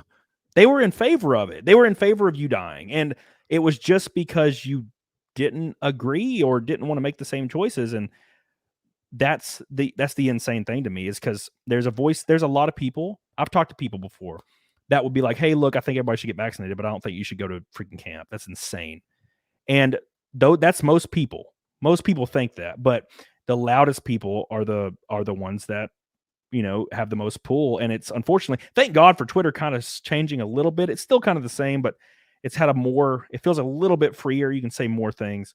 It's if anything, Elon taking over exposed all the other social media platforms. Exactly. And that the government is working not only in tandem, they are working for the government. They are literally offices of FBI agents at FBI fucking Google, at Twitter, telling people, get rid of Gavin McInnes, get rid of Alex Jones, get rid of Stefan Molyneux. They like, this is some crazy shit. Yeah, and violating our act. Like, we have an ACLU out there, fucking doesn't do shit. We have like our civil rights are being violated by these corporations. It's insane. Wild, because you would get, dude, when I get on Twitter in 2020, 2021, 2022, even most 2022, I don't read much political content. I kind of just like follow the people I follow, and every other post is some ultra violent like leftist activist like getting gajillion like likes. I never interact with it, but it's always there. And there was like those, they're gone now, but it was like these 4 profiles. It was like a Brooklyn dad and like 3 other people on the front page of my feed every day, always. And I never said anything, never engaged with them for the algorithm to push them, nothing. And then it's when Elon was in, and when he was officially in, I haven't seen him since. And it was because, dude, how much FBI was on their payroll? It was like a lot. Go to Brooklyn Dad's YouTube channel and see how charismatic that clown is. Not at all. That's the answer. It's unbelievable. He's a paid shill, and you know, what has been the soup that they cannot unmake is us. Is the alternative media is now us, and they can take out. It sucks. I don't want them to, but they can try to take out an Alex Jones, a Stefan Molyneux, a Gavin McInnes, but they're not out completely. Plus, there's about 1,000 more of us. Yeah, it's like a hydra. It's a hydra. Now we're not going to have 1 million subs, but if we have 1,000 of us with 10,000 subs, there you go. You know, like that's same diff. And the more the better. Go up, speak your mind, even if it's just a hobby, and we'll get through this. We'll get through this. We got some tough times ahead, but we're gonna be all right. I still believe most people are good, and you know, you go like I was talking about this with Mahler, and as we were watching Clarkson's farm, sometimes we do like little personal watch parties. Yeah, and some little kid is helping him. Some 20-year-old kid is helping him on the farm. Knows everything about every piece of equipment. Then he breaks out that I'm 21, and like his jaw, all of our jaws hit the floor. Yeah, but he has no idea who Greta Thunberg is, and we're like, oh, thank God for people like this. Yeah. So most people don't know who they are. All this shit, and I think sometimes we get trapped in it. You know, YouTube has 127 million active users. That's a lot, but put that up against how many people there are in the world, and that's Yeah. not all Americans, by the way. That's pitiful put up to our population. So it's still, most people are still out there working their asses off and living their lives, and they're too busy to get involved in this shit. But now's the time for us to like start changing things around us locally. That's the best way to do it. Fuck a president right now. Yeah. Like, you know, go change your school board, and that's what's happening. And that way Oh we my get God, dude. our lives back. It's God, the school deal, like indoctrination and like wanting to teach kids about like we want to explain the entire same-sex like process in detail to like a first grader. I'm like, why? What does that have to do with anything? And it's like teachers, like there were so many teachers where they were angry because there was like bills, you know, on the desk, and they were like, well, I want to be able to come out to my children. And it's like, why? What does that have to do with you teaching? You don't have to come out to your children. Like, you can do that in your personal life. Like, dude, when I was a kid, you know, I didn't hear about any of this shit until health class in like 9th grade. And even then it was very tame. And like, I kind of just found out stuff for myself or talked to friends or talked to older people. And I was a teenager then. I wasn't in 1st or 2nd grade. When you're in 1st or 2nd grade, you can't even fathom that shit. You're just you're wanting to like play video games or go home, and they're wanting to talk to you about, oh, well, you know, people can be non-binary and gender fluid. What, dude? I can't even fathom that shit barely now. I don't know how to tie my fucking shoes. Yeah, and they're like, but it's very important for my students to understand my sex life. And it's like, no, it's not. I don't want to know about your sex life, Miss Smith. We used to have weird. I'm old, so back in my day, we used to have old fucking teachers. Like my 1st grade, my 6th grade teacher was like 60. Same. My 4th grade teacher was like fucking 60. And now we have a bunch of kids who just never leave school. Yep. And it was really prominent in San Francisco. And for one, they don't take junior high and high school as seriously as they take the elementary schools. It's just a fact. Yep. So the elementary schools, even in San Francisco, were, I mean, outside of a drag show that I would not let my kid go to, a drag reading show in a library, I refused to let my kid go to. It was pretty normal, especially when my kid, you know, needed a little extra care. But once he got to junior high, they completely fucking forgot about him and just shoved him in the back. And if he didn't do homework, whatever, they just fucking signed off on it. They weren't giving him any care, or the other kids, or any of the other kids. Yeah. And there's fucking BLM shit all over the place. They half the teachers dressed like they were Antifa, so I'm assuming they were Antifa, which has been around for a while, by the way. Yeah. And it's a cult. It's a cult of the teachers union, which is one of the teachers unions need to end. They protect CP, and they are horrible. And yes, we heard about it from the Catholic Church. We heard about it from the Boy Scouts. We never heard about it from schools. Isn't that weird? Yep. So where all the kids congregate, it's just completely free of weirdos. The fact is, it's not. They move them to other schools. They don't fire them. They protect them, and that's all the teachers unions. Man, I have a story. It's a test site says I question if the people on Twitter with these 90K likes are real. The government's deep with Twitter, optics, and perception. Those likes make you look more important than you are. That is very true. That's why corporate companies buy 1 million followers and YouTube subscribers, and they get like 8 views per video. Otto Ramel says, Sun Myung Moon says, join us in the church. Yeah, the Moonies. Yeah.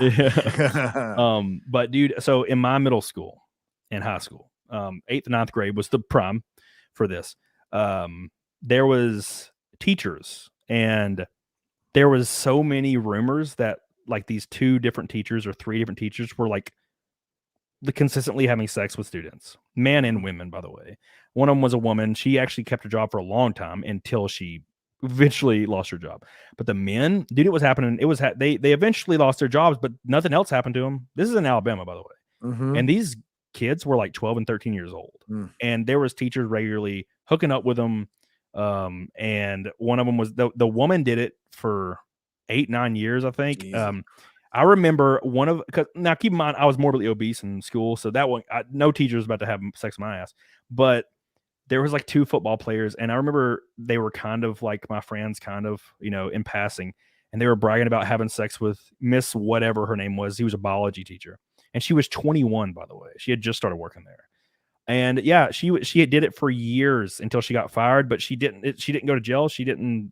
Nothing happened. She just got fired.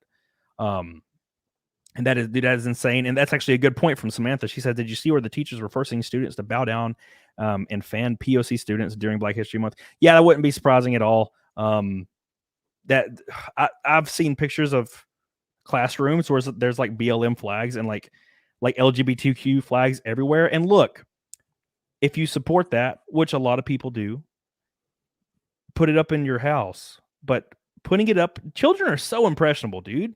They are so, dude. Everything that my friends did, like maybe the older friends, like the friend that's 2 to 3 years older, everything he did, I wanted to do.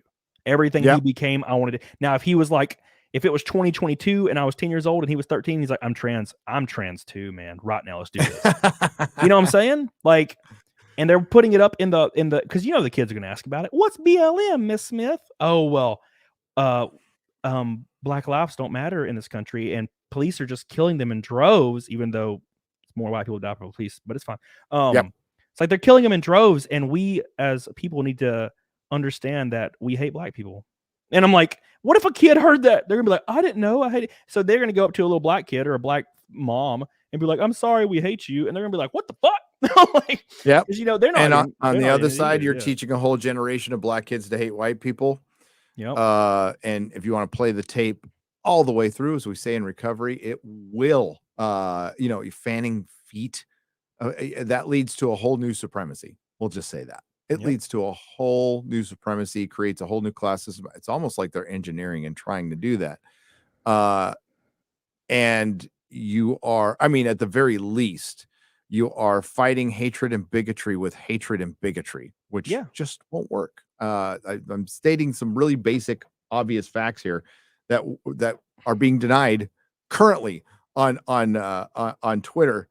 And the only thing we got to do is just like, don't worry if anybody, I doubt you guys do at this point. Do you guys really care if somebody calls you a racist or a bigot anymore? No, that's lost all its luster. Care less. Yeah, it's lost it. It's lost all meaning. Yep. And we just got to call this bullshit. And many people are. And you're seeing things get dialed back, like defund the police got freaking dialed back pretty quick. Too late though in some cities. But we have to be tenacious. We're going to get banned. We're going to have to move platforms, but like some of us are going to have to stick with this and pop up wherever we can and try to inform people of just common sense, basic common sense. Yeah. Because what's scary is now I feel like I think the tide's turning and people are starting to come to their senses and not be controlled so easily by a prominent figure. But man, for a while there, and they're still popping up, you would see a prominent figure like either insinuating or outright saying that we need to work towards genociding white people for the betterment of the future. And I'm like, if you said that about any body animal, even crocodiles, they're freaking vicious, right? You said that about you are a monster. But for whatever reason, it is socially acceptable to say it about white people. And look, it doesn't hurt my feelings. Like, don't get me wrong. I don't give a fuck. But I understand that people are locking those tweets, man. And that's wild because if people support it in that's just going to lead to more and more and more division and more hate for no reason. Because, dude, I have friends. I have a friend that lived in LA, or maybe somewhere around there. And they were like, man, I wish I could move. And I want to come visit, Alabama. And it's like, but I'm Hispanic and I'm scared if I go to Alabama, I'll get killed. And I'm like, that's not a thing here. That's not real. The amount of hate, Alabama as a state ranks last in hate crimes. We've had like less than 5 in the last 10 years. 5. California has 3,500 hate crimes per year. Yep. And they're like, I'm like, you're watching TV. You're reading Twitter where it's like people in the South hate you, and they don't. A black dude that has chains on, that is like stereotypical as hell, can walk into Ray's Barbecue in Atala, Alabama, and they'll be like, "Hey, man, like, how you doing? You want some barbecue?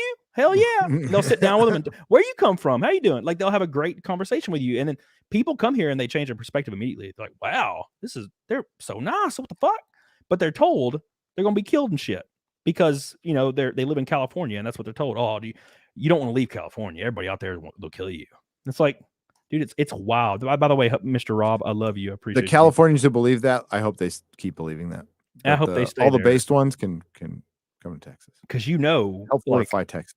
I'm a dude. I live in one of those cities that's like people where our population has grown 30% in the last 4 years because it's happening. My property taxes went from $600 to like $4,000. $600. Yeah, dude, it was $600. Now granted, I bought a bigger house, but it's only like that's only brilliant. double. It's only double the value, but like my property taxes went up like 1,000%. So thank you, Magna Norris. Magna Norris going ham as hell tonight.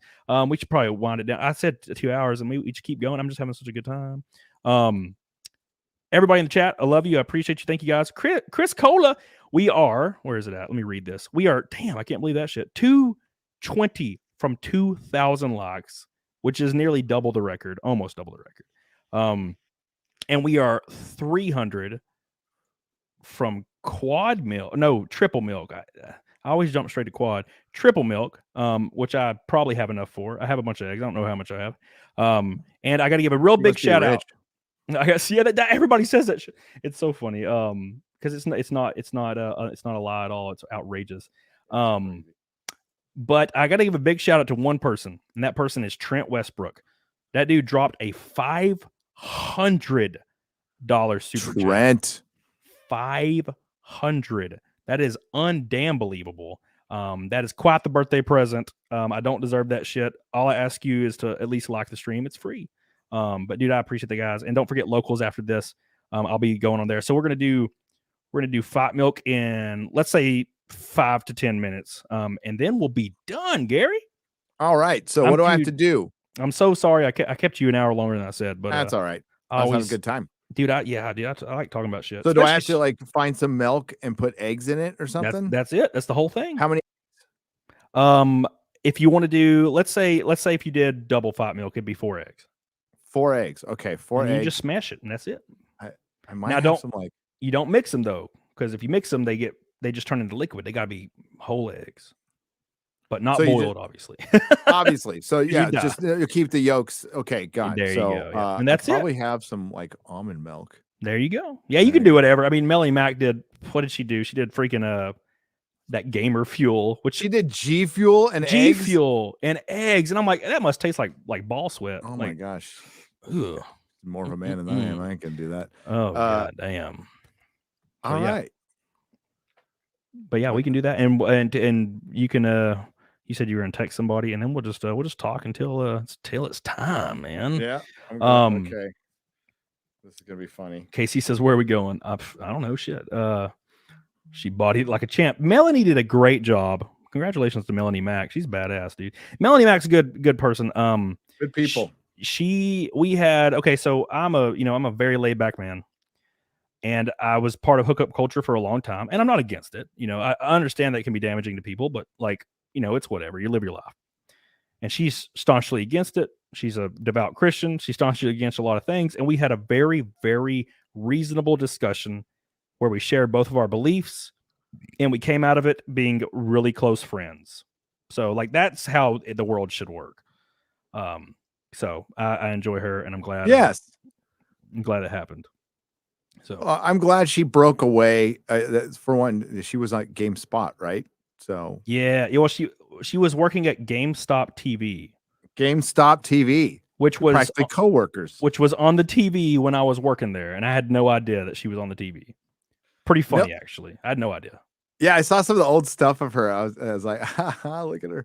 But yeah, I'm glad she's broken free, and now she's she runs her own show. That's freaking brilliant. Yeah, dude, she's doing a great job too. Like, kind of jealous sometimes when she released the video and it pops off, and I'm like, damn, I wish that would happen to me.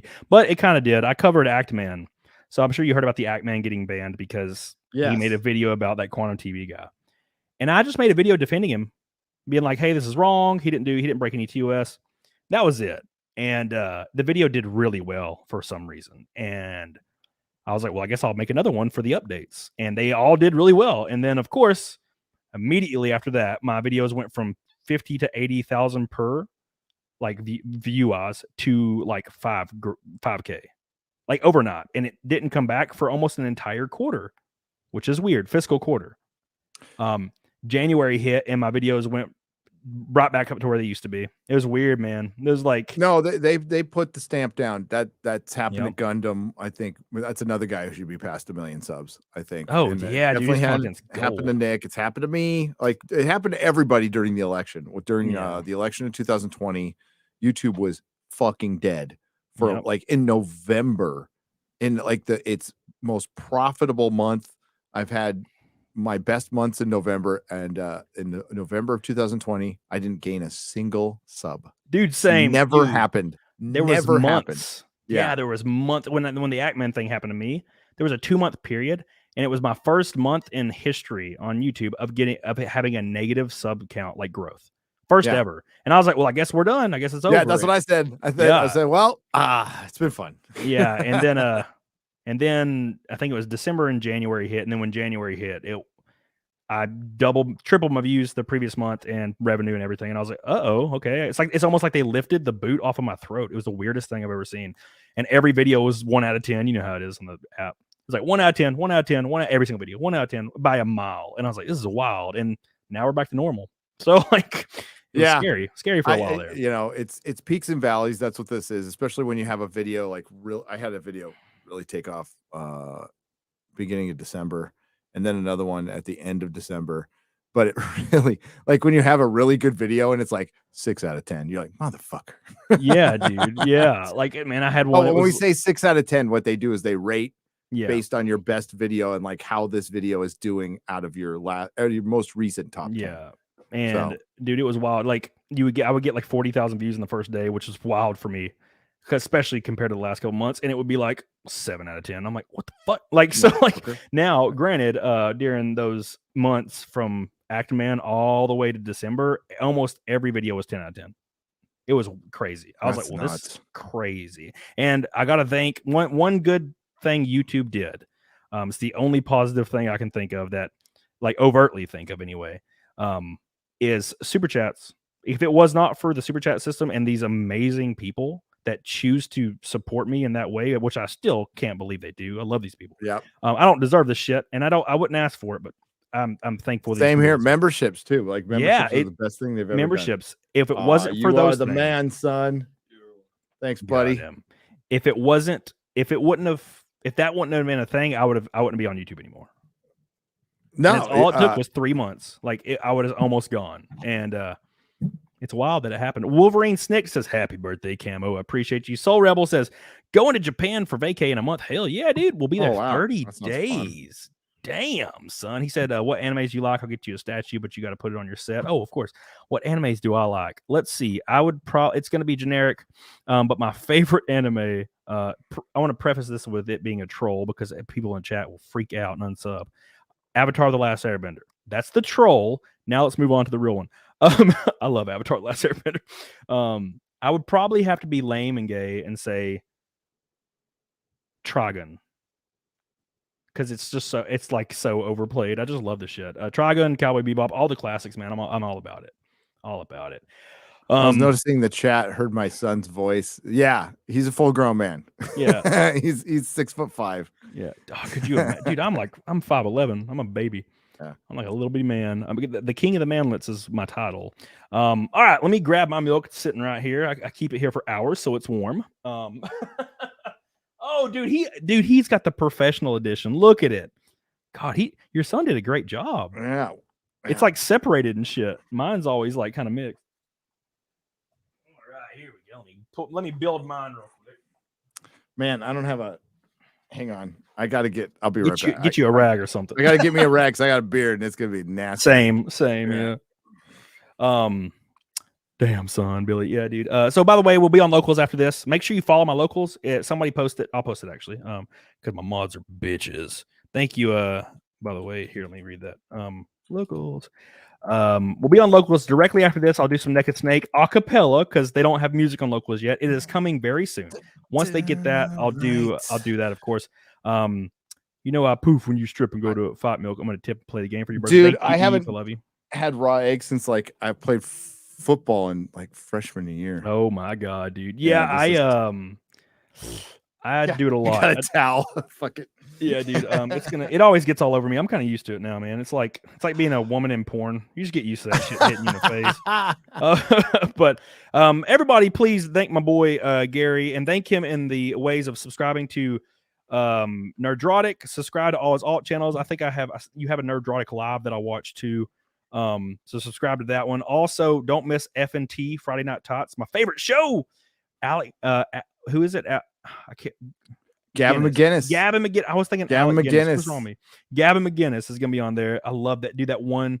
God, there's one interview he does. It's the funniest shit in the world. It's like, are you telling me that I'd be happier with kids? He's like, yes, you're miserable. I can see it in your eyes. You need to have babies now. I'm like, God, I love this man.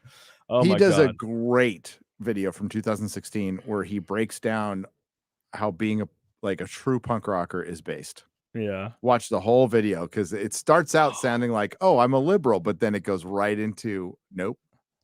Oh my God. Yeah, dude. The one to end all interviews is the one where he does he's talking to that girl, like the white lady with poofy hair.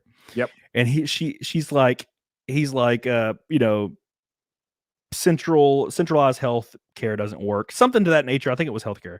And she's like, oh, it works. And he's like, you can't do that in our country. And she's like, there's plenty of Scandinavian countries that do it. And he's like, so the only example you can give of me doing this is countries that are predominantly almost exclusively white. Mm-hmm. Yes. And she's like, no. And he's like, yes, Yeah. that's the whole point. And Yep. I was, God, and she just sits there quietly. And I'm like, this is the godliest thing I've ever seen in my life. It's like a country with 8 million people, 99% the exact same race. It's like, of course, they're able to pull that off a little bit better than a country that is a melting pot of 380 million people now. Yep. Something like that. It's just too damn much, man. Too many people. Oh, damn. Yeah, they've been sitting here a while. They are freaking soft. Ooh. Man, I tell you what, we almost got to triple Fight Milk. We were 350 away, guys, in the chat. I appreciate you guys. Be a first triple in about a year. Maybe not. I think I gave them a discount one time. But we did hit double. Takes me. Oh, no. Sometimes I get eggshell, man, and it chokes me a little, which I'm not necessarily not used to. So. Oh, I don't know how I'm going to do this.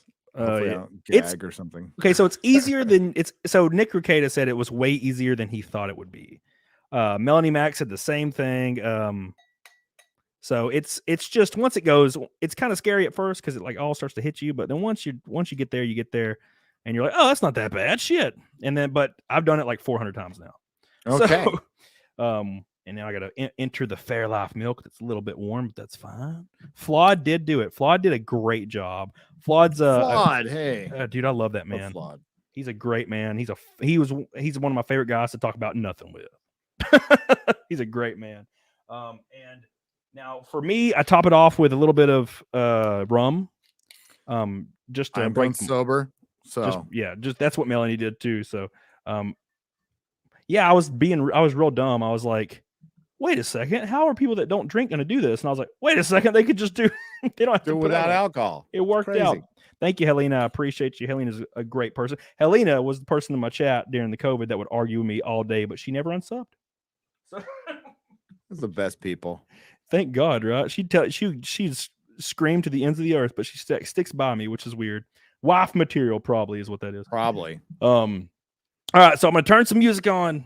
It's BFG Division, Doom music. It works really well for this. We're gonna turn that on, and we're gonna freaking down this, and then we're gonna get to tell people where to follow my man Gary. We had 2,000 people for a while. That's a lot for me. So, what you got going on? Well, I'm working on another top 5 video. I think a Nerdrotic Daily video is going up about Star Trek Discovery getting canceled.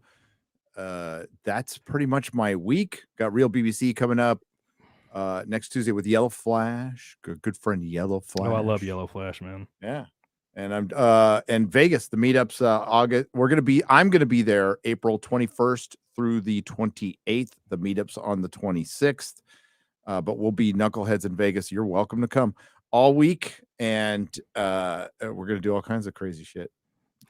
Maybe not as crazy as like you and Dick Masterson and Ricada, but It's pretty wild. That's pretty wild shit. God, it was a lot of fun. Now, granted, I will be fair. It was vanilla. It wasn't anything wild, but we drank a lot. We told a lot of dirty jokes. We met a lot of great people, and we did get really, really drunk every single day. So probably said something out of the way to somebody that probably didn't deserve it, but not in a mean way, in a loving way. In a loving way. And Your happy kids are birthday. amazing. Happy birthday. Thank you, dude. Gary. I appreciate you. Sincerely. Thanks to Gary for spending the birthday with me. He's the only person today that I've interacted with that's a human, like in a pseudo real life setting. So I appreciate that, Gary. You'll know that for the rest of your life that you spent my 33rd birthday with me. There you go. Thank you, Static. I love you, dude. I appreciate you. Let's turn the music on and we're gonna get this ball rolling. I'll tell you when. It's pretty easy. Easy to, if I could, oh God, StreamYard's just, I can never get used to this stuff, man. All right. So what we're gonna do here, you can hear it, yeah? Yeah, I can hear it. As soon as the chorus drops, which is, you've played the game probably. It's just when it starts just hammering. I've not played any games. It's a great game. So it's just, I'll tell you when. We'll smash this bullshit. Best thing to do is to open the gullet and just let that bitch go. Let's go. And then, all right. Then we're done. So here, well, it's going to be about 16 bars from this. So like 15 seconds. And then we're going. Everybody like the stream. We're 75 away from 2,000. Gary's doing the fight milk for real. I appreciate that, Gary. He is the GOAT among men. Thank you so much. We're going to down some fight milk for the boys in the chat. Get on it, doggone it. Here we go.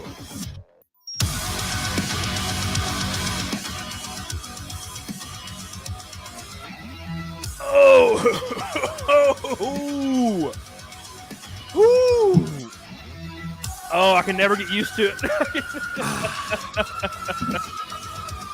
Oh, Lord. Oh, my God. Every time it gets me. Every single time. Oh, wow. Ooh, got my rag that I've been reusing for like a month. This towel's going in the fucking laundry. Was it as hard as you thought? No, it's fine. You did a great job, yeah. The eggs just went right down. Yep. Right down the gullet. I just don't like how they like kind of hit the walls on the way down. Yeah. Now it's a weird sensation, but like it was also weird just drinking that much almond milk. I can't tell you, dude. I don't think I've ever drinking that much almond milk or milk. milk. Oh my gosh, I'm not even a milk fan. So yeah. Luckily I love milk, so it always yeah, it's getting me, dude. I appreciate you. Hey, chat, by the way. We're 45 likes from 2K. Get to 2K real quick from a boy. From a boy Gary Nerdrotic, dude. I love your content so much. Like, and I'm not being super gay or anything. It's kind of gay, but love your content. I'm really since I even had the idea of this show, I was like, man, I wonder if we're gonna get Gary on. That'd be so cool. Because I've always wanted to just chat with you, and we always end up in passing and never get to talk. Yeah, I never got to talk to you in Houston. I was really bummed about that, but now we'll get you on Friday Night Tights, and yeah, dude. That'll be a lot of fun, dude. Get you on the rotation. You're a cool guy. Yeah, so. that'd be awesome. I've been a fan. So well, I appreciate that. And if you know how to get in touch with Critical Drinker, tell him that I'm looking for his ass for fight milk. I could call him right now, but I don't know what time it's probably kind of late over there.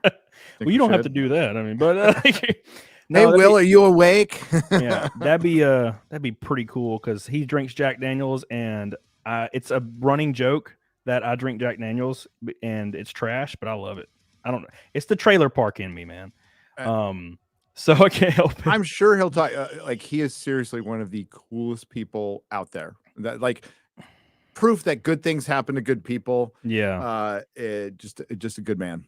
Good yeah. man. Well, that dude, I appreciate it. Hopefully we can get him on. That would be like the dream. Because you were the dream, and now I'm like, well, shit, I have to get another dream. Fuck. What do you do when you acquire the first I'm dream? Sorry that I'm the dream in your life. I dream about it pretty often, I'm gonna be honest. Wow. That's gay. It's turbo gay. Yeah, dude. Turbo gay. Yeah, appreciate that. Thank you, Gary. I love you. I appreciate you. We'll end the broadcast and we'll stay in the room for 2 seconds. But I appreciate you guys. It hit 2,000 likes just now. You guys Thank you, awesome. chat. You guys are great. Thank you guys so much. I love you. Get the hell on it, doggone it. I'll see you guys Monday, I have. Oh, let me announce. I have Cecil next Monday, not this Monday, but next Monday. I have Cecil Says, my boy. Saturday, I have Nina Infinity next Saturday. Nina's awesome. Wednesday, I have Jeremy, Geeks and Gamers. Hell yeah. And Monday, hopefully Tug, but I don't know. So we'll see what happens. Hopefully Tug tomorrow. Or it's a damn Gundam. That son of a bitch. I emailed him twice now. I'll message him for you. That He'll get back to you. Like the Gundam's a good dude. That'd be great. Keep in mind you don't have to do that shit, but that'd be great. I appreciate it. Sure. All right, get the hell on it, dog on it. Love you guys. Hell yeah. Hell yeah.